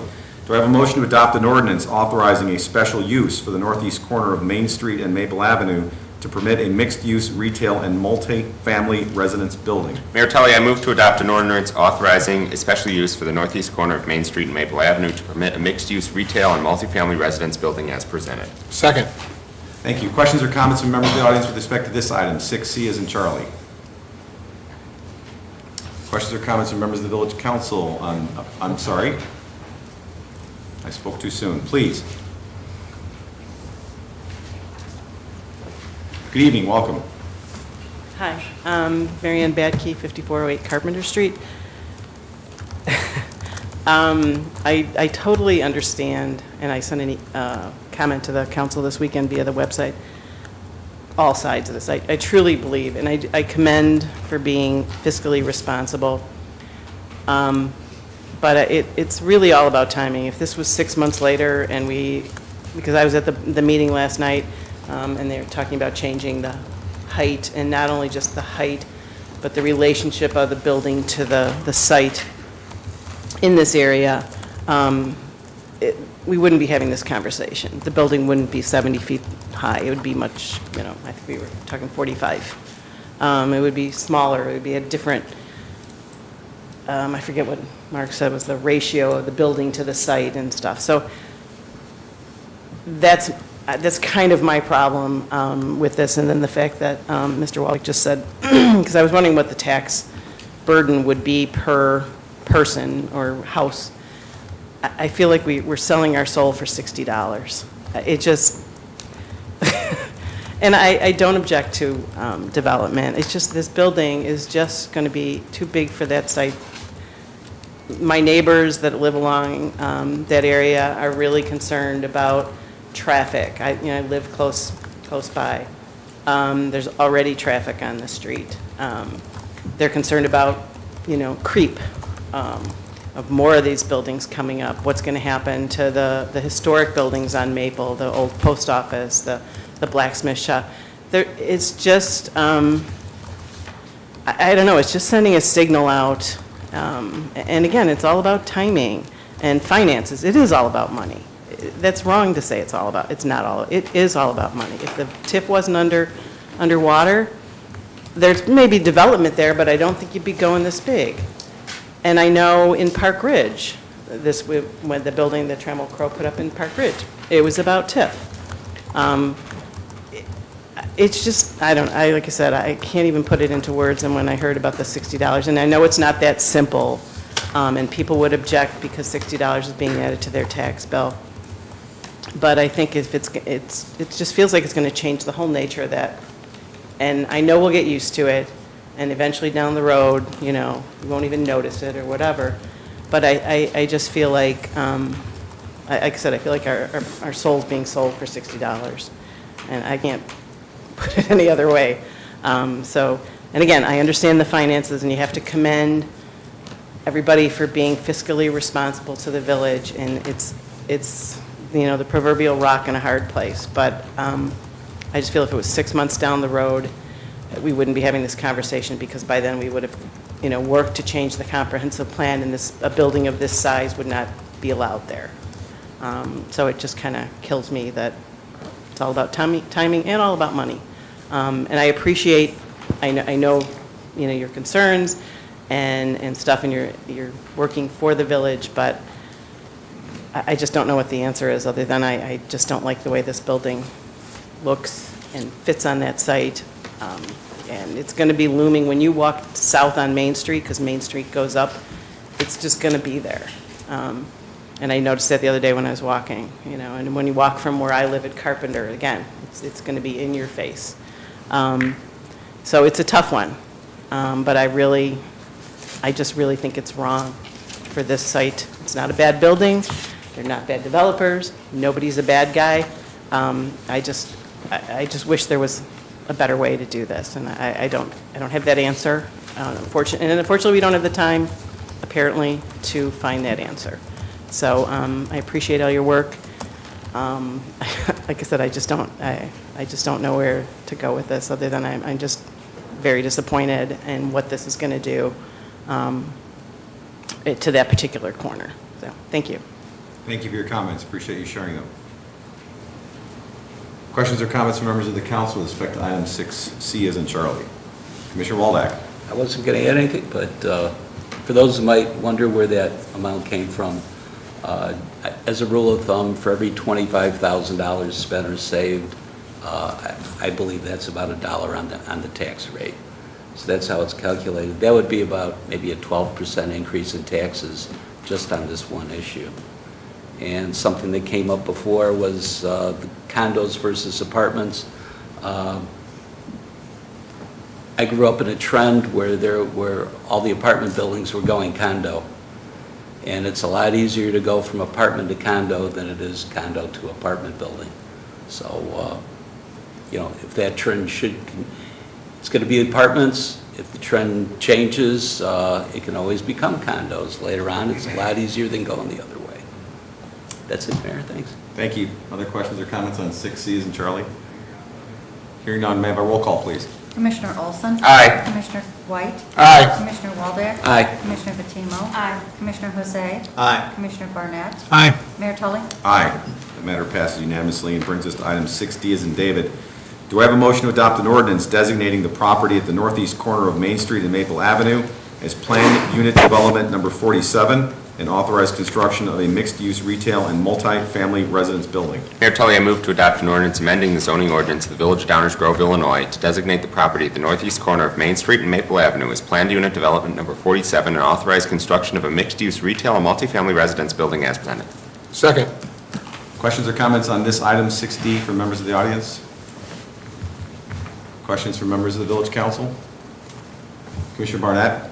Not so much a question, Mayor, just as we're kind of on the last item relative to this issue here, I just wanted to remind everybody, you've heard it, but I want to try and make it sink in. Everybody up here shares many of these concerns about what development looks like and how big it is and where it is.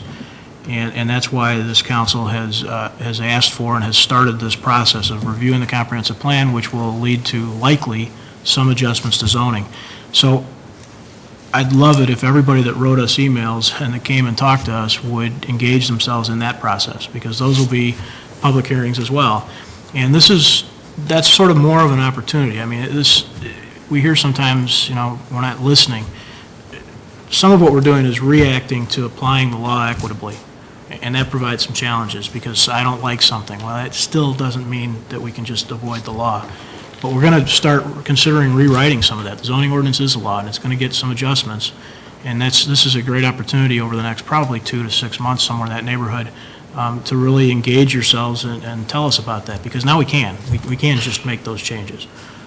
So there's a lot of opportunity, and I just don't want anybody to miss it. I don't want this to kind of go away, and all of a sudden, the fervor and interest in this wanes, and then the next thing you know, you got another development coming. So please pay attention to what's going on over the next few months with comprehensive plan and zoning rules.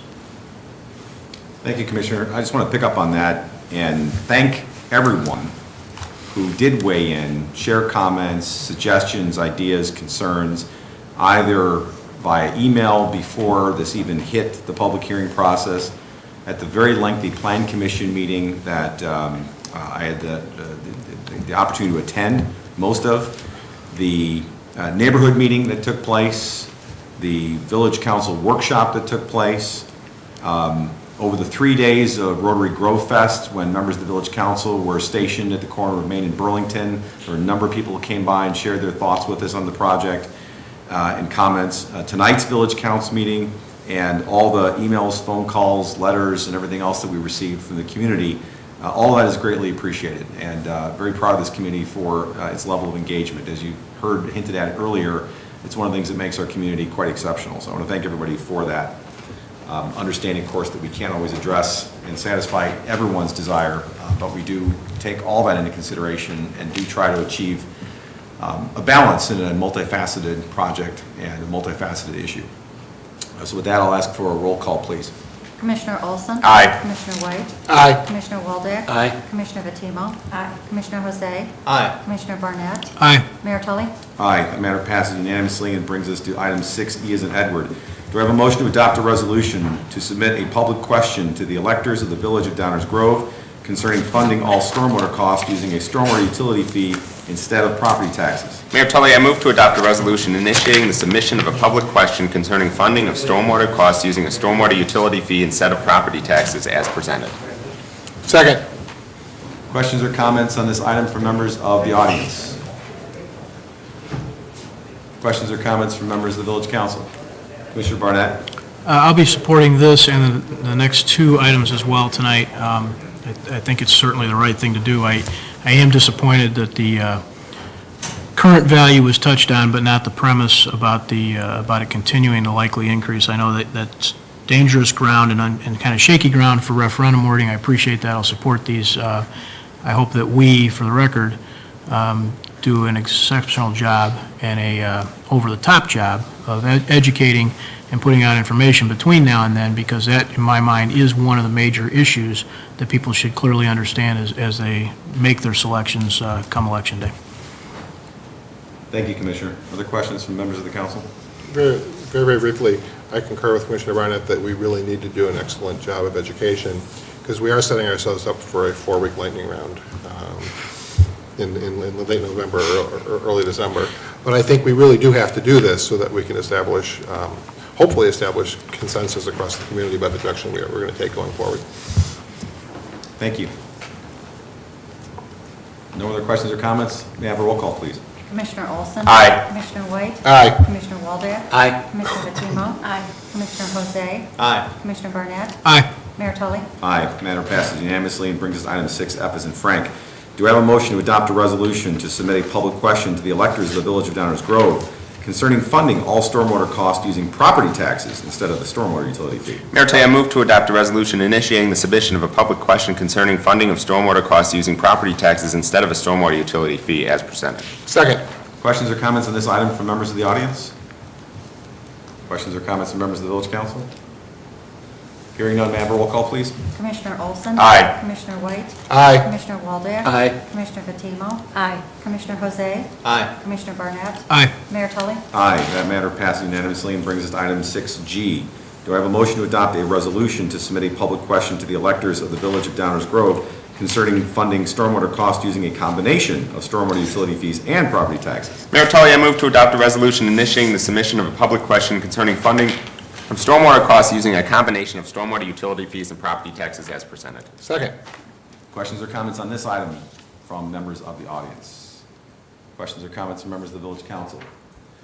I just want to thank staff and my colleagues for working through what may have sometimes seemed like tedious wordsmithing to come up with, I think, are really a solid set of questions that I am very hopeful we will receive a clear direction or at least information that we can act upon from the community with respect to the future of how we go about funding a very important capital obligation in our community, which is the maintenance and operation and other capital expenditures with respect to managing stormwater, clean water, et cetera, et cetera.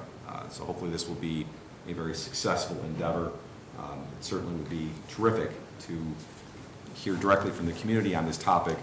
Again, which I think is unique because unlike before, the community has now been in the unique situation of having recent experience both having stormwater capital maintenance and operations funded entirely by, or nearly entirely by property taxes, and more recently funded primarily, if not exclusively, through a stormwater utility fee.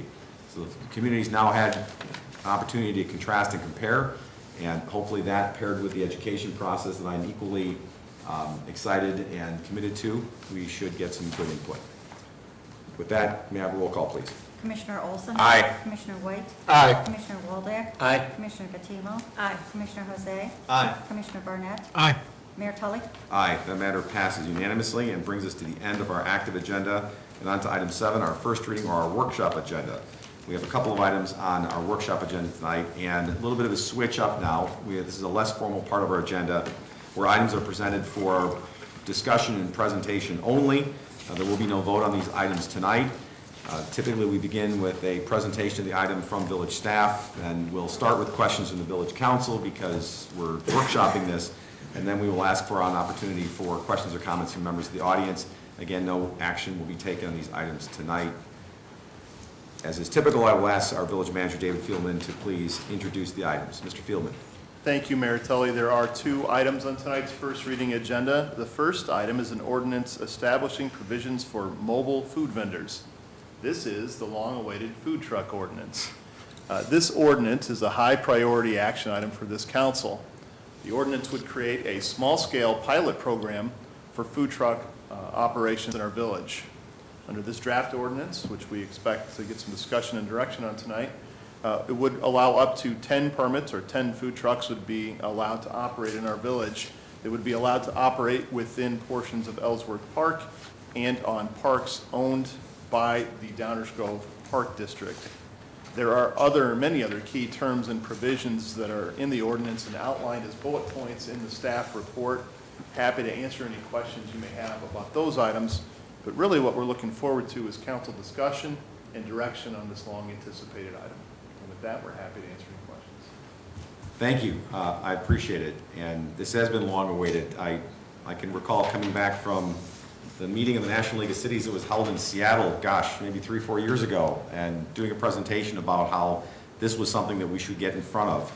And we're usually proactive on things, maybe not so much this time, but I'm glad to see that this is finally here, because I think it's a real opportunity to, on a small scale, find out really how this works for our community, and then we can tailor it as necessary going forward if we want to make changes. But I think it's going to address an immediate need and really bring us more up the line with a lot of our surrounding communities in terms of this issue, who have experience with it. So I think it's kind of reminds me of the days when we were wringing our hands over whether we should allow outdoor cafes. There were concerns about, we didn't have any outdoor cafes. Should we have an outdoor cafe? Oh my goodness, what will happen if we have an outdoor cafe? Meanwhile, all the towns around us had them, and everyone kept asking me, why don't we have outdoor cafes? What's wrong with us? This is kind of in that realm, but we are proceeding cautiously, in my opinion. We're starting it in a limited area, limited number. If we're overwhelmed with requests, we can always make adjustments. So I think this is a reasonable, tailored beginning, and then based on that experience of this pilot program, we can go forward. The only question I had is, I noticed that the third to last bullet point on the second page of our materials indicates that only one mobile food vendor shall operate in a private parking lot at a time, providing the vendor is in compliance with the other requirements. My only question is whether, as a practical matter, that will allow for, I realize that we have, there's always opportunity for special events, where someone could have a special event, get a temporary use license, and have multiple food trucks for a special event. But I can see on a more routine basis, a business wanting to have maybe 2 or 3, not 50, but 2 or 3. I mean, this isn't Wacker Drive in the city where they line them up end to end on the entire block. But I would think 2 or 3 would be sufficient to give some options and make it a more attractive destination for a business or somebody who might be a license holder. And if that would be allowed even under this, that's my only concern. Yes, Mayor. We had talked briefly about this. This clause actually would limit the number of food trucks on the private property to 1, but in fact, all other 9 licensed food trucks could line up in the street in front of and near a particular operation. So you could actually have 10 food trucks, but only 1 on the private parking lot. The other 9. I see. Okay. But that would be within Ellsworth Park only, In Ellsworth. Yes. on the public right-of-way. Correct. Okay. Let me just jump in by saying that I strongly support proceeding expeditiously, there's another fancy word, with this with respect to Ellsworth Park. I'm not supporting moving forward with respect to the Park District portion, absent written guidance from the Park District and the Park Board regarding the parameters of what they intend. You know, saying to the Park District, you can put food trucks wherever you want, and we give our blessing to put them wherever you want, not knowing what their plans are, I'm not comfortable moving forward quickly on that at all. So with respect to Ellsworth Park, as soon as we can draft an ordinance that we're all comfortable with, I'll be ready to pass, at the first available opportunity, put that on the active agenda and pass it for Ellsworth Park. I concur with Mayor Tully that we may want to do something based on the size of a parking lot, that there's a huge parking lot somewhere in Ellsworth Park, 2 or 3 or 4 trucks may not be a problem, a teeny tiny parking lot. You know, I don't know. I mean, that's something, I don't have a strong opinion. But the idea that only 1 per parking lot within Ellsworth Park on the street, when we're talking Ellsworth Park, talking pilot program, I'm totally fine with that. But I'm not comfortable moving forward outside of Ellsworth Park without getting guidance. And let me say for the record, I'm starting to fulfill my duties as council liaison. I have contacted the president of District 99 and the new superintendent, and they're having a meeting on July 18th. If we extend it to the Park District, I want to ask them if they're interested. If they say no, okay, fine. Because quite frankly, the football games are an ideal opportunity if somebody wants to run this. Or you know, and I know I attended last year a marching band competition at South High, which was very well attended, and a lot of bands from other towns that needed to be fed. So it's quite possible, quite probable, I'll defer 100% to that board's discretion on this. But I think if there's going to be a pilot program, we should at least ask. And I would ask that the liaison to the Park District reach out and, you know, this is an opportunity to start empowering and making our liaisons more active. Because I'm not saying I'm not in favor of moving forward with the Park District. I'm against moving forward expeditiously without more feedback from the Park District regarding what they intend to do if we give them this permission. I don't have any problem finding out what they want to do. I thought we had some indication from the Park District previously as to what they wanted to do. That needs to be clarified. And that's fine with me. I also think that can be done expeditiously. Commissioner Barnett?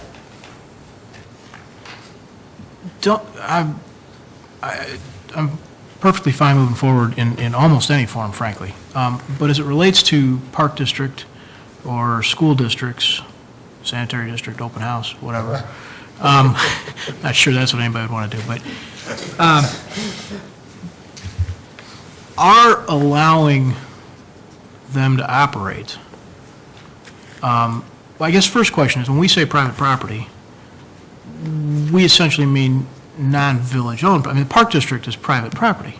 Under the terms of this ordinance, Park District property is private property. Yeah, okay, and so that's one thing to make sure we're clear on. And then, as such, we're saying they can, we're not saying the Park District has to allow. I mean, the Park District could say, or District 99 could say for that matter, you know, that's great, village, thanks, but we're going to make a rule that says you can't have food trucks in our parking lot. That's exactly what it says. Yeah, so I'm not sure, I have a lot of concern about whether or not this extends to Park District in the moment, or for that matter, the school districts, because they could choose to set whatever course they wanted. The general concept of allowing them in Ellsworth, as it relates to sort of ongoing commercial entities as a pilot program as opposed to downtown or at Butterfield or whatever makes a lot of sense from a pilot program standpoint. I would be happy to see the ordinance include the allowance at other government-owned sites. Subject to their, Subject to whether they want to do it or not. I mean, that's kind of up to them. I don't really want to restrict them. I mean, I guess if, to Bill's point, if 99 decided they want to do them, I wouldn't want them to have to ask us.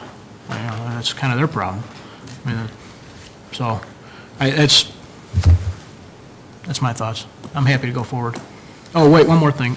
Just following up on what Martin talked about, I think one seems, when I've encountered these myself, there seldom are one.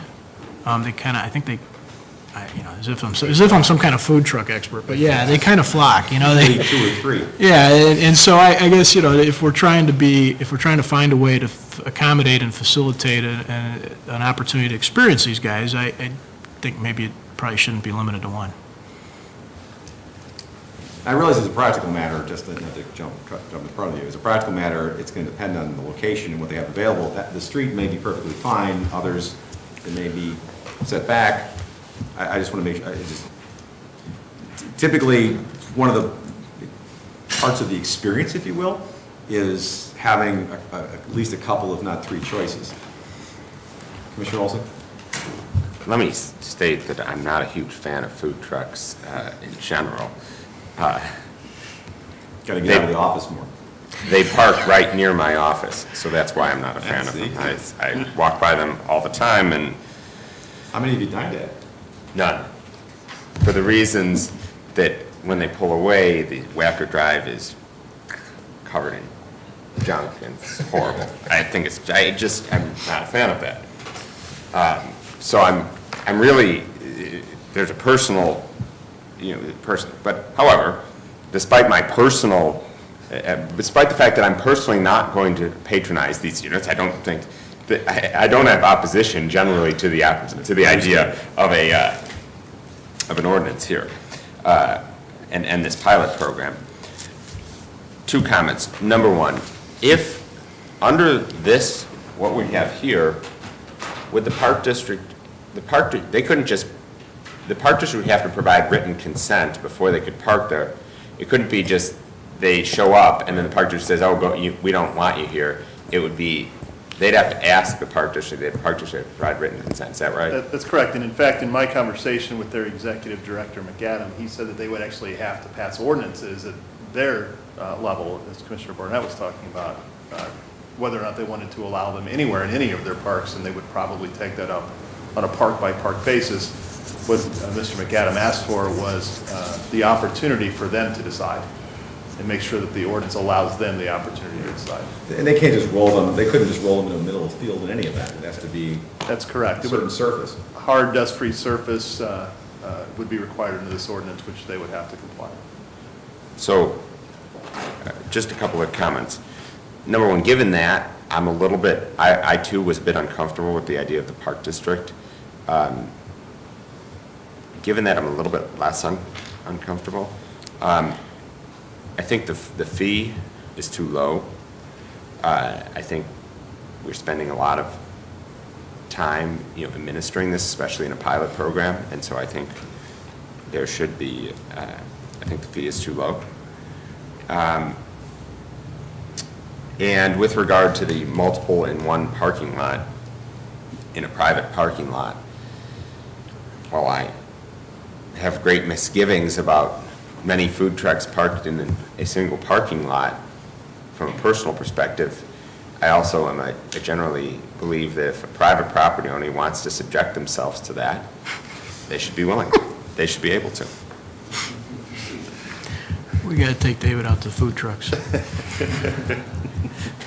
I'll give you a call. We'll go to I'll note that when I would travel back and forth to Washington, D.C., my boss at the time would try to say, oh, we should go with food trucks. They park right here. We should go there. And I declined politely. Thank you. Commissioner Waldeck. Thank you, Mayor. When this issue first came up, I was totally against it, mainly because I was concerned about competition with our brick and mortar restaurants. And we've invested a lot of money in our downtown, and we don't want that type of competition. This proposal tends to address that issue as well. I am a liaison to the downtown management, and several months ago at a meeting, I brought it up. I said, you know, you guys ought to think about this, and they were crazy for it. I mean, they were real happy. They thought it would be a great thing for the village. They loved the idea. Just don't let them come anywhere near our restaurants downtown. And we probably could assume the same from our Economic Development Corporation. So I gave a heads up to Michael Casso. We have a letter from him. And it basically says the same thing. Yeah, we think it's a great idea, just not anywhere near our good restaurants. And we have to protect our brick and mortar restaurants. They put in a lot of time and effort and investment in the business. And so one of the things I would like to see is preferential treatment or something that if one of our brick and mortar restaurants wants to operate a food truck, that we cut them a lot of slack, maybe no fee or a very reduced fee, and give them the first opportunity to operate food trucks, so we get the word out to our local businesses that if they're interested, that they can sign up and get preferential. We're talking about 10 licenses. If we can get 10 licenses from our brick and mortar restaurants, that would be great. I would just like to be friendly to those that invested heavily in our community, give them preferential treatment in some way.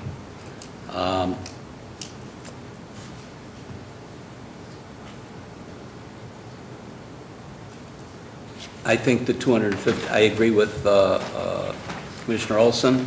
I think the $250 fee is really, doesn't cover costs and the cost of additional enforcement.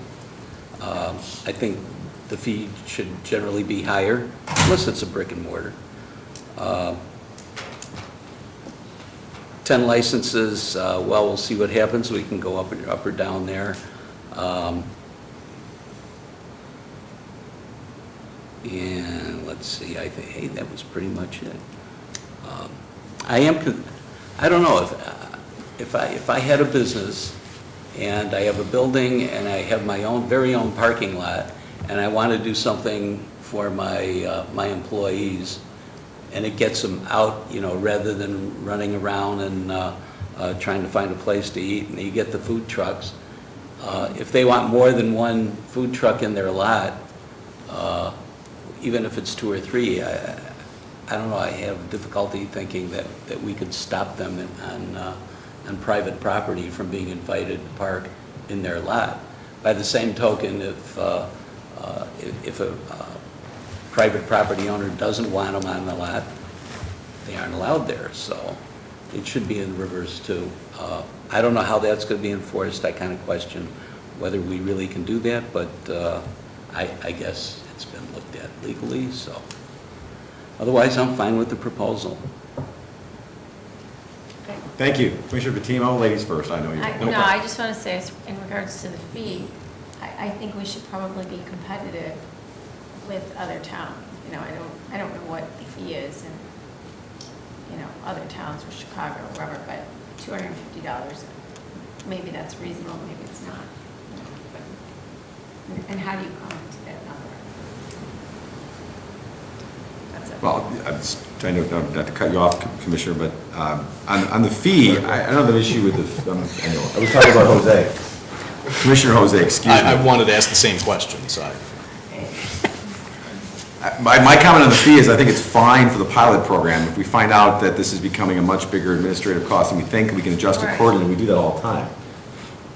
The idea is to get it going and have an experience that we can actually gauge. And if the fee is prohibitive, then we're kind of defeating the purpose. If it turns out 6 months from now, staff comes back and says, oh my goodness, you know, this is taken off wildly successful, we're spending a lot more time on it than we thought, well then I would be much more convinced that perhaps an increase would be appropriate.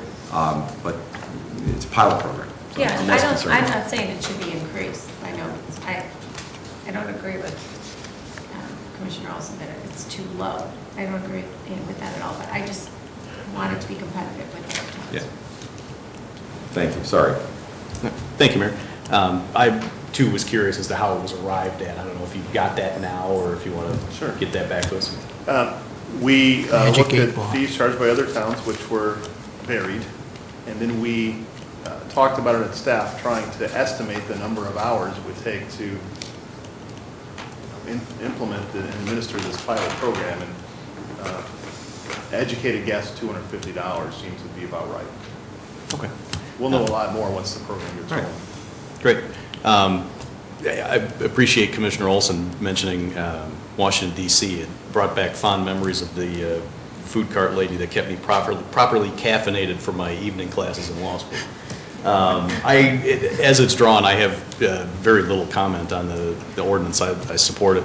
I agree with the consensus that seems to be building on allowing private property owners to have more food trucks rather than fewer. As was said earlier, if they want to have 2 or 3, I've got no problem with that. I guess if you got a big enough parking lot, cram 4 or 5 in there. I'm glad to see this come forward, and I look forward to supporting it. Thanks, Mayor.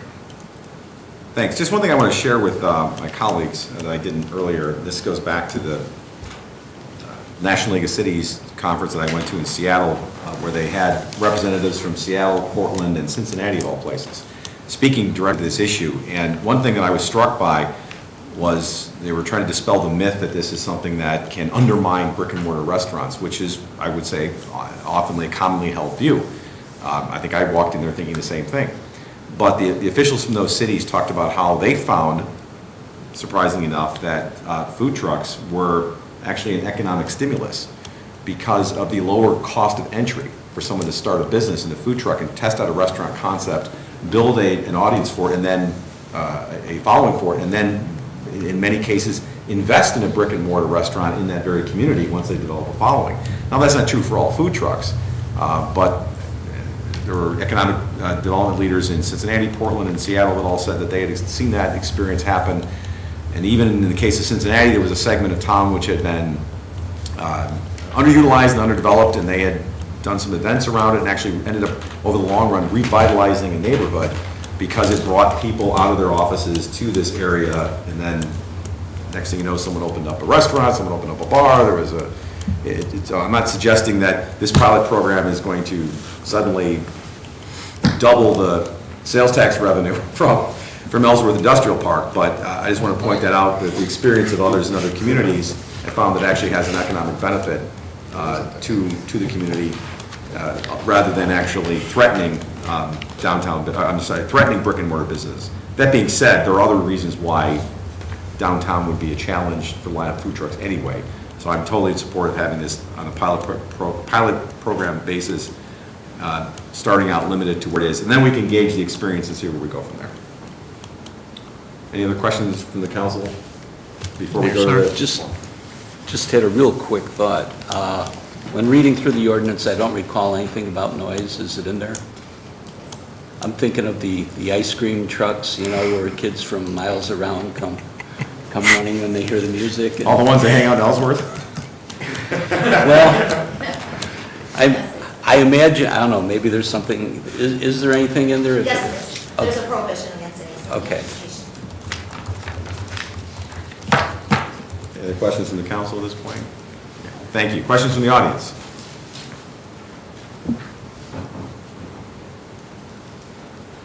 Evening, welcome back. Good evening. I find this very interesting because one of my elder hostel trips took me to Portland, and they have clusters of food trucks in parking lots where that's the whole area that you go to eat. There may be 20 trucks in a parking lot, and you can get it's like a food court, only it's out in public. So I wondered, did the village contact any of the 3 cities that you mentioned to see what their ordinances were? We did look at many ordinances, both locally and nationally, so yes, we did. Thank you. Thank you. And the other thing was it said no financial, I noticed in your minutes, there was no financial impact on this. What, other than the 250, is there any percentage of revenue or any other money coming back to the village Yes, from these sales trucks? tax. Other than sales tax? Sales tax and the fee. That's it? That's it. So a brick and mortar pays you real estate taxes and other monies. So is this a competitive advantage for the food truck over a brick and mortar? And I'm Yes. just wondering about a level playing field here. So, my thoughts. Right. Well, we are believers in a free market system, in large part, but given that where they're going, they're mostly parking lots and streets, which aren't contributing much right now. The idea is to not have direct conflict, if we can avoid it, until we see what our experience is under the program.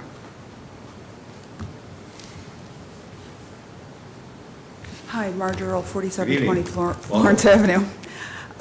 Could you just speak to whether or not this does impact ice cream trucks one way or another? It seems that, I understand the food trucks we're talking about are usually preparing food in the truck, but, or to a degree. Is there something, does this overlap ice cream trucks into it, or are they excluded, or? No, it does not impact ice cream. Okay, so they can just continue to operate and drive back and forth between the school and the park in that block and a half, incessantly playing the same music over and over and over again? That would be another ordinance. Okay, thanks. But thank you for asking the question. Other questions from the audience?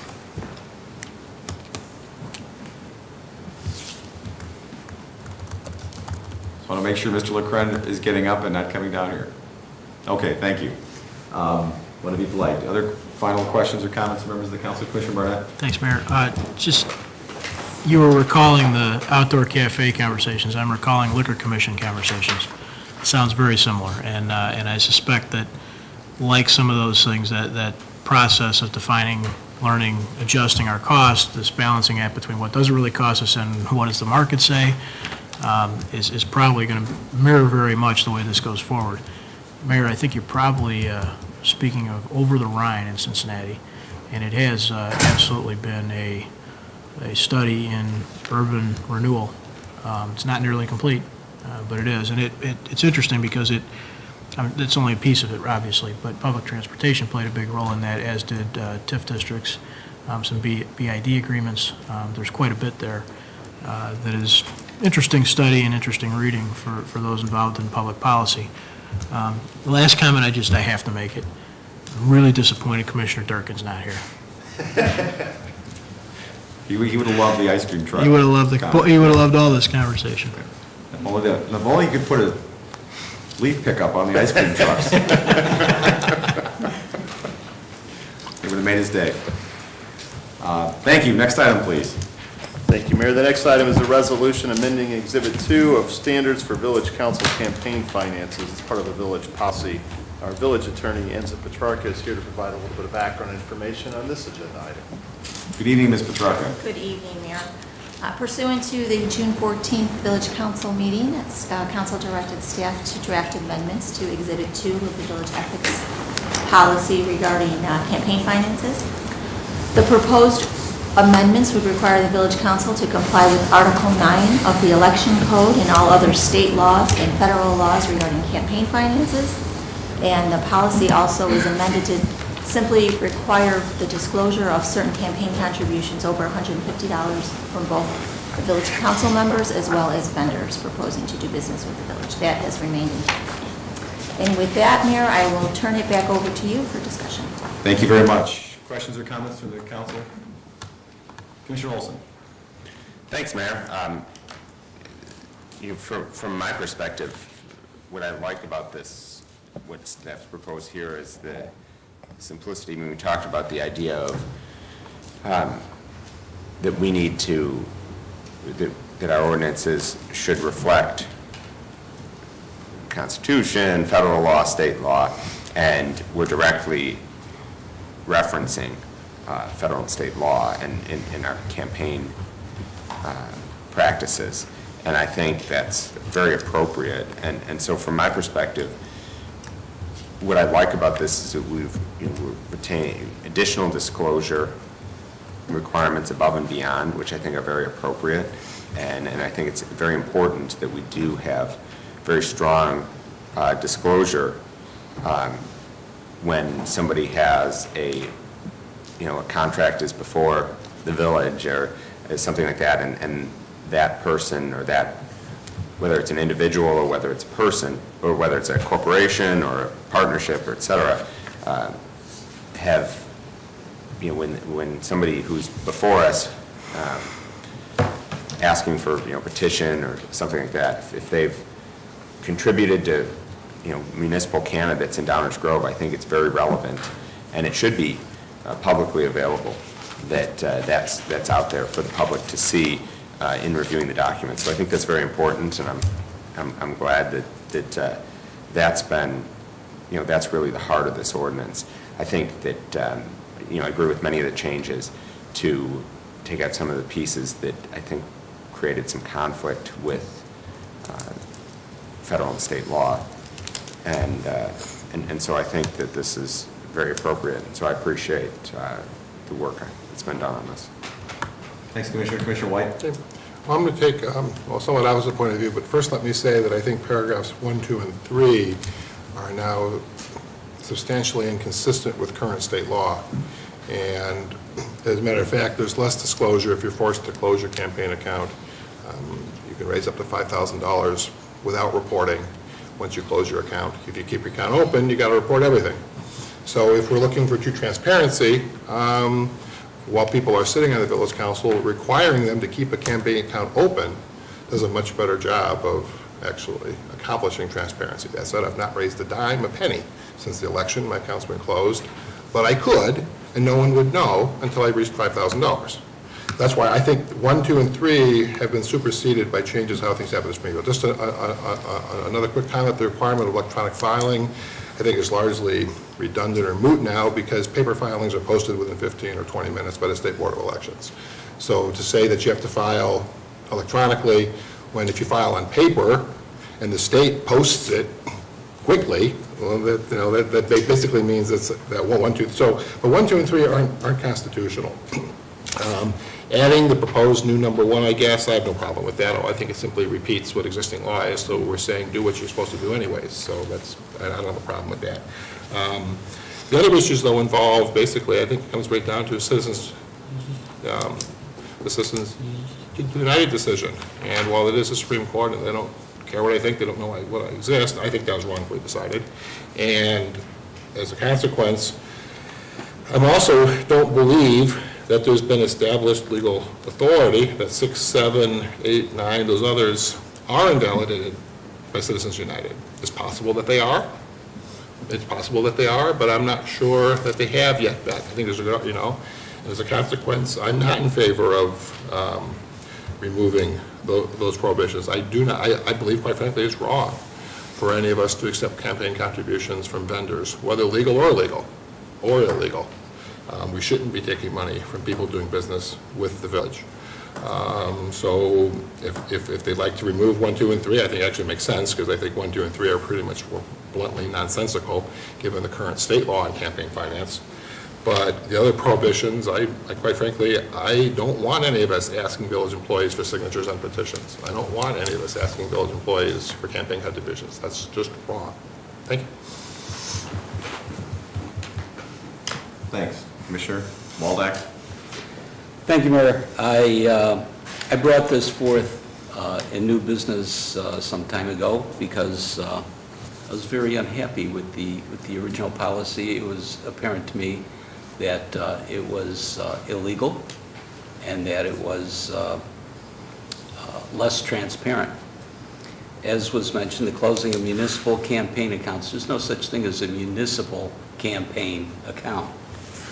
And as was originally interpreted, any account was a municipal campaign account, which precluded any council member from the thoughts of opening up account and for a different office. That seemed to be unfair. After the original policy was passed, I actually took this to a lawyer and paid out-of-pocket money to have it looked at. And it violates equal protection. And that was back when the original was passed. Since that time, as Commissioner White mentioned, we have Citizens United and other rulings. So it was time to make a change. It only applied to council members, which is why I thought it was actually unconstitutional. Closing campaign accounts is less transparent, not more transparent. If someone's running a campaign, the public can see funds moving in and out quarterly. So if you have an open campaign account, you have to file quarterly. And so every 3 months you get to see what goes in and what goes out. Whereas if you close that account, as Commissioner White mentioned, there's some money that can flow in. There's everything we do, whether we have the best intentions of not doing any campaigning when we're out talking and dealing with residents and talking about issues, still we get people come up to the podium and say, you guys are campaigning and you're doing this for votes. That's not always true, but sometimes maybe it is. So keeping the campaign accounts open is much more transparent. I do have we do have finance disclosure that we will continue with the vendors. They need to disclose any contributions they made in the last 5 years on contracts. But there is one item in there in the revised policy that states council members shall obey federal law, naturally state law, and we could take action at a local level just to kind of pile on, I guess. I do have concerns with Section 2 as proposed. It says basically that all contributions are reported quarterly. People contribute for many reasons. They could be your neighbor and they like you. They may care about trees. They may actually have a financial interest in what's going on, but you don't always know the intent of the contributor. And what we're requiring is that before a vote, if you've received a campaign contribution, if a council member received a campaign contribution of over $150, that they need to disclose that contribution before each and every vote. I think that's way too broad. If my brother was nice to me and contributed $151, I don't know why he did it. Did he do it because he likes the way I vote, because he's my brother, or does he have a business? So I would have to report before every vote we take that my brother gave me $150, or citizen so-and-so. And you don't always know the intent, and so I think we need to clear up the language in Part 2 to require that the contributor, that you only disclose the contributor if they have a financial or economic interest in the vote that's about to be taken. That would solve the need to report miscellaneous contributions for other reasons, and besides that, every quarter that contribution is reported anyway to the state. So it will get reported on quarterly reports, but I don't see a need to necessarily report that on each and every vote. That was the only change I'd make to the proposal, and I would appreciate everybody else's comments on that. I just want to jump in real quickly about the language in paragraph 2 involving directly or indirectly party making a contribution.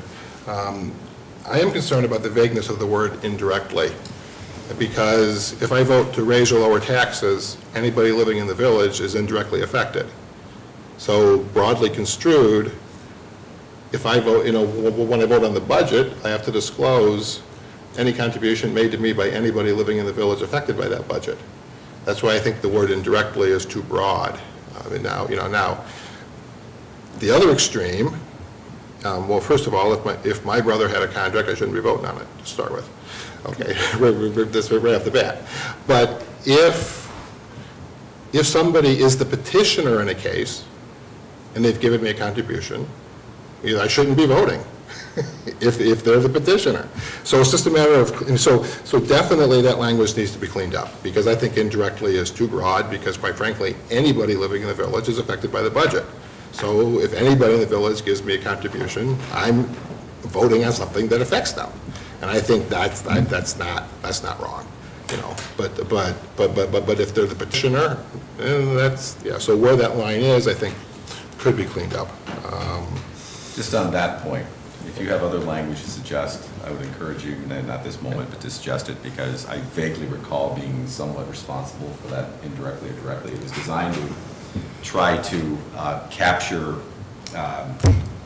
say, someone who causes another person to do what they can't do, and somehow getting around it. I've had experience, I won't share on the record, I'll talk to you about this offline, about how broadly these things can be attempted to be construed. It certainly could be addressed with other more finely tuned words. Commissioner Barnett. Attorneys in the room, because there's plenty of them, go ahead and correct me when I'm wrong. But what we're talking about here is a council policy, not an ordinance. And that's a distinction that I think matters, because it's largely a voluntarily group agreed to set of rules that we've all decided we're going to operate under. Now, we could at any time ditch those rules. But the concept of this is in violation of the Constitution or state law, I think is a stretch. What's put here is in 2008, a group of council people decided that they were collectively going to be bound by a set of suggested ways of operating. It's entirely appropriate that 6 years later or 8 years later we would revisit that. No problem, as I indicated when Bill brought this forward, of doing so. But to suggest that some piece of this is in somehow violation of somebody's constitutional rights, I think is a stretch, because we don't have to agree to it. We can all decide we're not going to agree to it. When you say you could, but you'd be in violation, yeah, exactly. What you'd be is you'd be willfully violating the rules of operating that we all said we were going to try and abide by. Now, there's no penalty for that. There's no forcible action against you for that. And so as a function, you're certainly free to do that. Your rights aren't being imposed upon, but your expected operating behavior methods within the council have been violated. And I think that's an important thing to set some standards for. Whether they look just like these going forward, I don't know. We can continue to talk about that. But as Commissioner White said, there's some stuff in here that I absolutely want to leave in here, particularly these things about knowingly soliciting and accepting campaign contributions from village employees or members of village employees.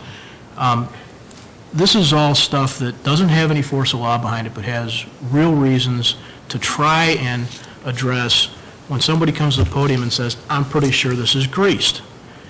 Yeah, except that if we're doing what we all say we're doing, nobody's even taking campaign contributions. So it doesn't solve, like many things, it doesn't solve bad behavior, but it does set a series of expectations for behavior. And so I'd like to keep most of it. The transparency issue about open or closed funds, I think, is an interesting one, and I want to give that some more thought. I don't want to reject that out of hand, but for the closing of the accounts, I think the rest of this thing should stay in place. This $150 disclosure issue, I'm thinking that that's not nearly as broad as we may be interpreting it, because it talks about specifically having received it within 3 months of that vote. So, it's fair certainly to talk about what indirect and direct means, and maybe there's a narrowing that could be done there that would be useful, but it's not like if you got $150 from your brother for the next 4 years, every time we vote on something, you got to bring it up. That's not what it says. And not to interrupt, but I'm going to. No, go ahead. That was also tied Go ahead. to the Yeah. expectation that time that accounts would be closed and so they could only be open for a certain period. Sure. I think that 3 months was designed to be in parallel with that same period.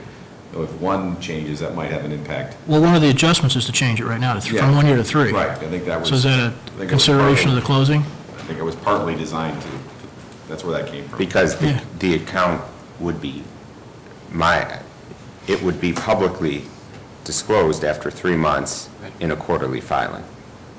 Right. Yeah, so that disclosure requirement from the dais as a function of voting is not sort of a perennial, continual operation thing. You know, the points, I think, that are touched on in this are trying to find ways to create an environment where the public has a higher degree of certainty in their elected officials not being greased, not be in constant campaign mode. And so any ideas that my colleagues have to add to that, I'd certainly entertain. Those first two items I want to continue to think about, Mayor, since it's a workshop kind of a session. But from 2 on down, I really think those things should stay. I think they set real reasonable, I think if you ask the average voter what you'd like to see us doing, I think they'd be concurring with much of that. And it's not ordinance, so it's you know, I mean, we certainly don't have to do any of this if we don't want to. But I think those are important expectations to set. Well, if the goal is transparency, to require everybody to have an open campaign account and every quarter file 0, you know, just click, file 0, file 0, file 0. That'll maximize transparency, and that would solve the issue with the disclosure, because it would simply say, in the event a campaign contribution has been received that's not been previously disclosed. Yeah, sure. You know, so then at that point, but you know, the 1, 2, and 3 that are being lined out, I think quite frankly are nonsensical given the current way the Illinois State Board of Elections operates. And actually, I concur with Commissioner Barnett as with respect to the remaining prohibitions. I have no business asking a village employee to either sign a petition or give me a campaign contribution. Well, period, ever. yeah, and on that point, both of you have raised an interesting point, because it's 2008, times pass, so forgive me for fading, but my original understanding was that these were intended to be mandatory. Now, whether they could actually ever be enforced is another issue. The word shall, there's a lot of shalls in here which were intended to... Censure motions and nonsense like that. Well, right, I mean, it was, whatever it was, because it never actually came about, we'll never know, that there would be some consequence if one didn't follow these. Certainly that was the way it put up. I mean, we have codes of conduct for conducting yourself at a public meeting posted on both sides of this room, and sure, that's a declaration of how we expect people to conduct themselves when addressing the village council. Fortunately, in 5 years, I've never had to enforce them against anyone, even though I occasionally have someone who's in the room that has the ability to do so.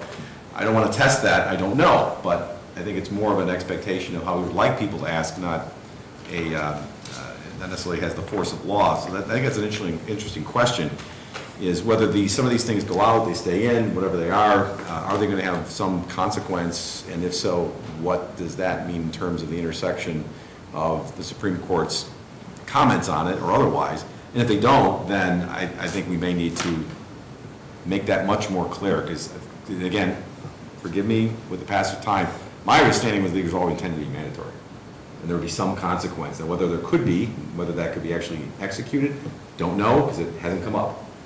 But that was my understanding. If they're meant to be like what we have up on the wall here, then I would suggest some other kind of language that makes that very clear. We have another code of conduct for how we ask ourselves to interact with one another, and that would be maybe something that could be wrapped into there. I'm just sort of talking out my ear, because this is just something I thought of as the two of you were speaking. Commissioner? You talk about enforcement. It becomes kind of a political thing. You can make a threat. Council can always censure for not closing. You know, right now it says you have to close your account. Sometimes opening and closing accounts, you know, you want residents, or you want people to think about running for council. You know, you want an interest, and you don't want to scare them away. And there's a lot of campaign rules, and opening and closing accounts, to some, may be a challenge. You know, some people have problems doing their taxes. Well, this is, in a sense, maybe doing a simplified form every 3 months. So it can be a problem opening and closing accounts, and failure under the current policy to close the account has resulted in threats and possible censure, which is a political thing. So there are penalties. maybe slight, but, you know, it's the type of thing that garners headlines. So the idea that there's no penalty here and that, you know, we're just going to voluntarily do this. Well, yeah, I strongly support rewriting this in a way that we can't use it as a political tool against each other, that is designed to prevent truly egregious conduct. But I strongly oppose boards that start engaging in censure motions against each other for political advantage. I think that's toxic to good governance. Commissioner Jose? Thanks, Mayor. I agree that keeping the account open as opposed to forcing the closure does increase transparency. The quarterly filings can be annoying, but you know, obviously the information's all out there. And if it's all zeros, it's all the simpler. I also agree that some of the other items that in this draft are stricken in terms of not soliciting, you know, village employees for their signature, for campaign contributions, et cetera. These are things that we shouldn't do anyway. Commissioner Barnett, Commissioner White are absolutely correct on that. Whether they belong here, I think, is a different question. I mean, we do have an ethics policy, and we're bound by the state prohibitions on village employees taking political activity as well. So I don't know to what extent we need to worry about the interaction of those particular statutes, but I'll let council worry about that.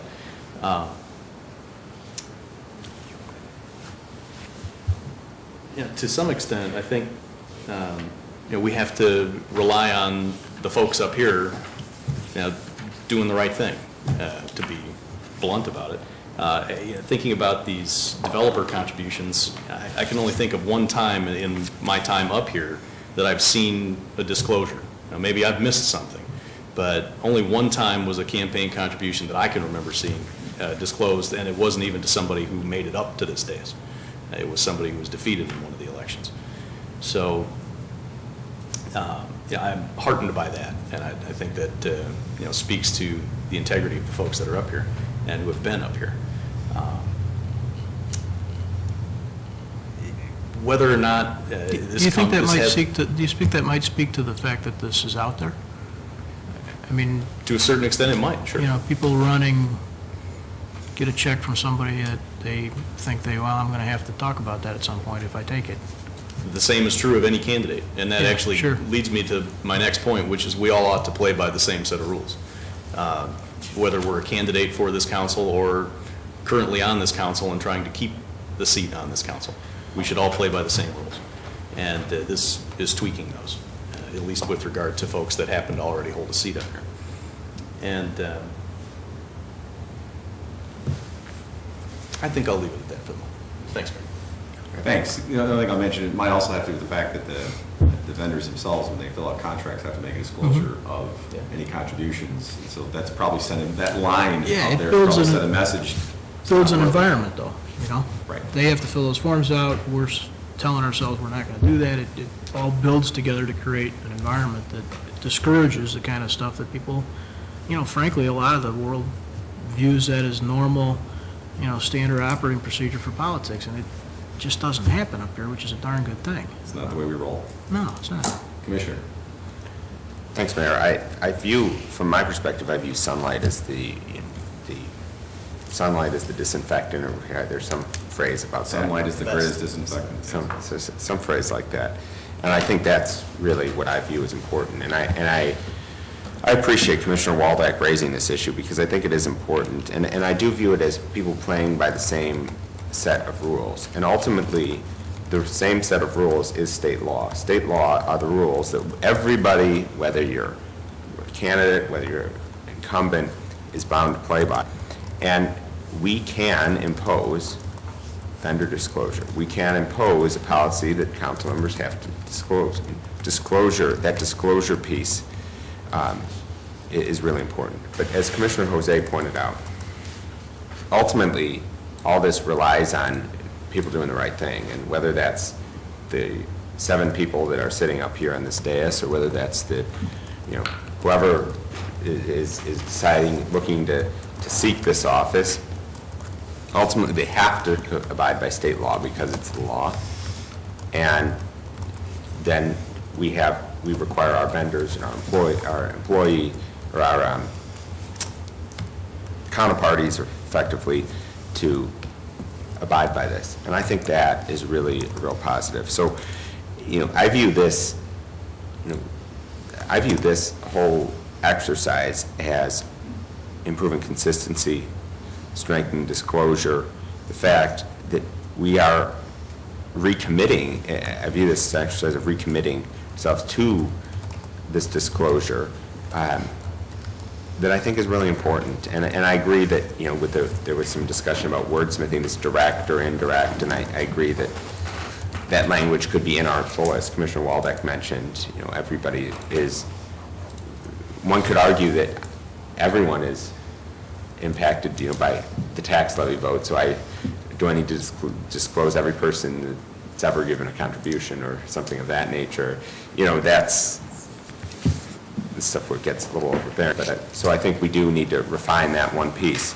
But other than that, I view this as a really focusing on where we make a difference and where we're able to promote this idea of transparency, where we're able to promote this in a consistent way across individuals in our community, whether it's any individual in our community or the 7 people who happen to be been elected to represent them on this council. So again, thanks to Commissioner Waldeck for bringing this forward. Last comment, Mayor. Only if we promise. Yes, Promise. No, I neglected my comments to specifically thank Commissioner Olson and our village attorney, Ensit, for their assistance in putting all this together. Let me make a suggestion for moving forward. Please. We'll see, we'll see what people think about this. Okay. The lined out number is 1, 2, because it gets renumbered, so bear with me as I try to articulate what I'm talking about here. I could support a resolution or a vote at a future meeting that eliminates lined out 1, 2, and 3. I'll just go through very quickly. 1 and 2 say you have to close your account and can't open new ones. I think that clearly is anti-transparency. So that's dead flat counterproductive to what we're trying to accomplish. Can I short circuit this? Yeah. Unless everyone wants to hear the explanation, I was going to suggest a red line.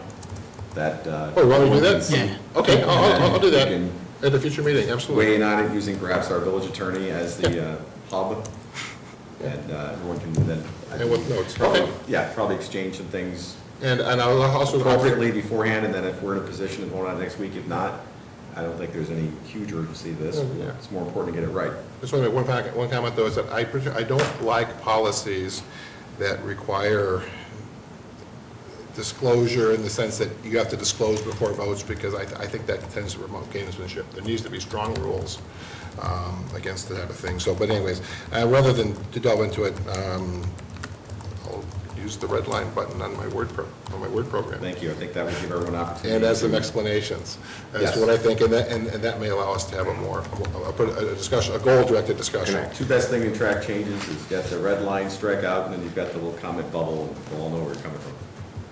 Could I just comment on that?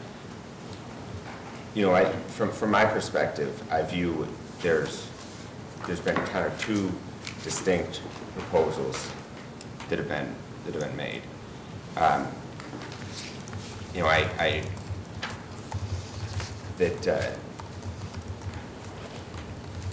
From my perspective, I think in terms of the policy in general, there's been this idea that's been thrown out that we should, this is just a guideline and nobody has to follow it and it doesn't really apply and anyway, and so then to me it's like, well, why should we have it? It's just words, and if it's meaningless, then you should get rid of it altogether.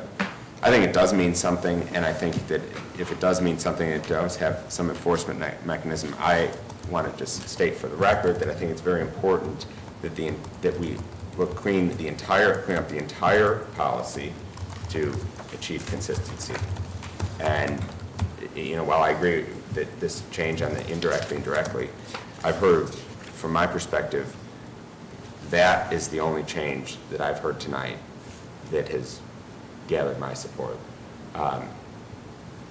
Some significant changes would likely limit my support for this. Duly noted. Part of this is a fascinating conversation, whether your philosophy is more in line with Locke or Hobbes. And we can have that philosophical conversation some other time. For Calvin. Right. All right, well, I think we're going to do then is line edits will be proposed to our fine village attorney, hopefully with, as needed, some comment to explain them.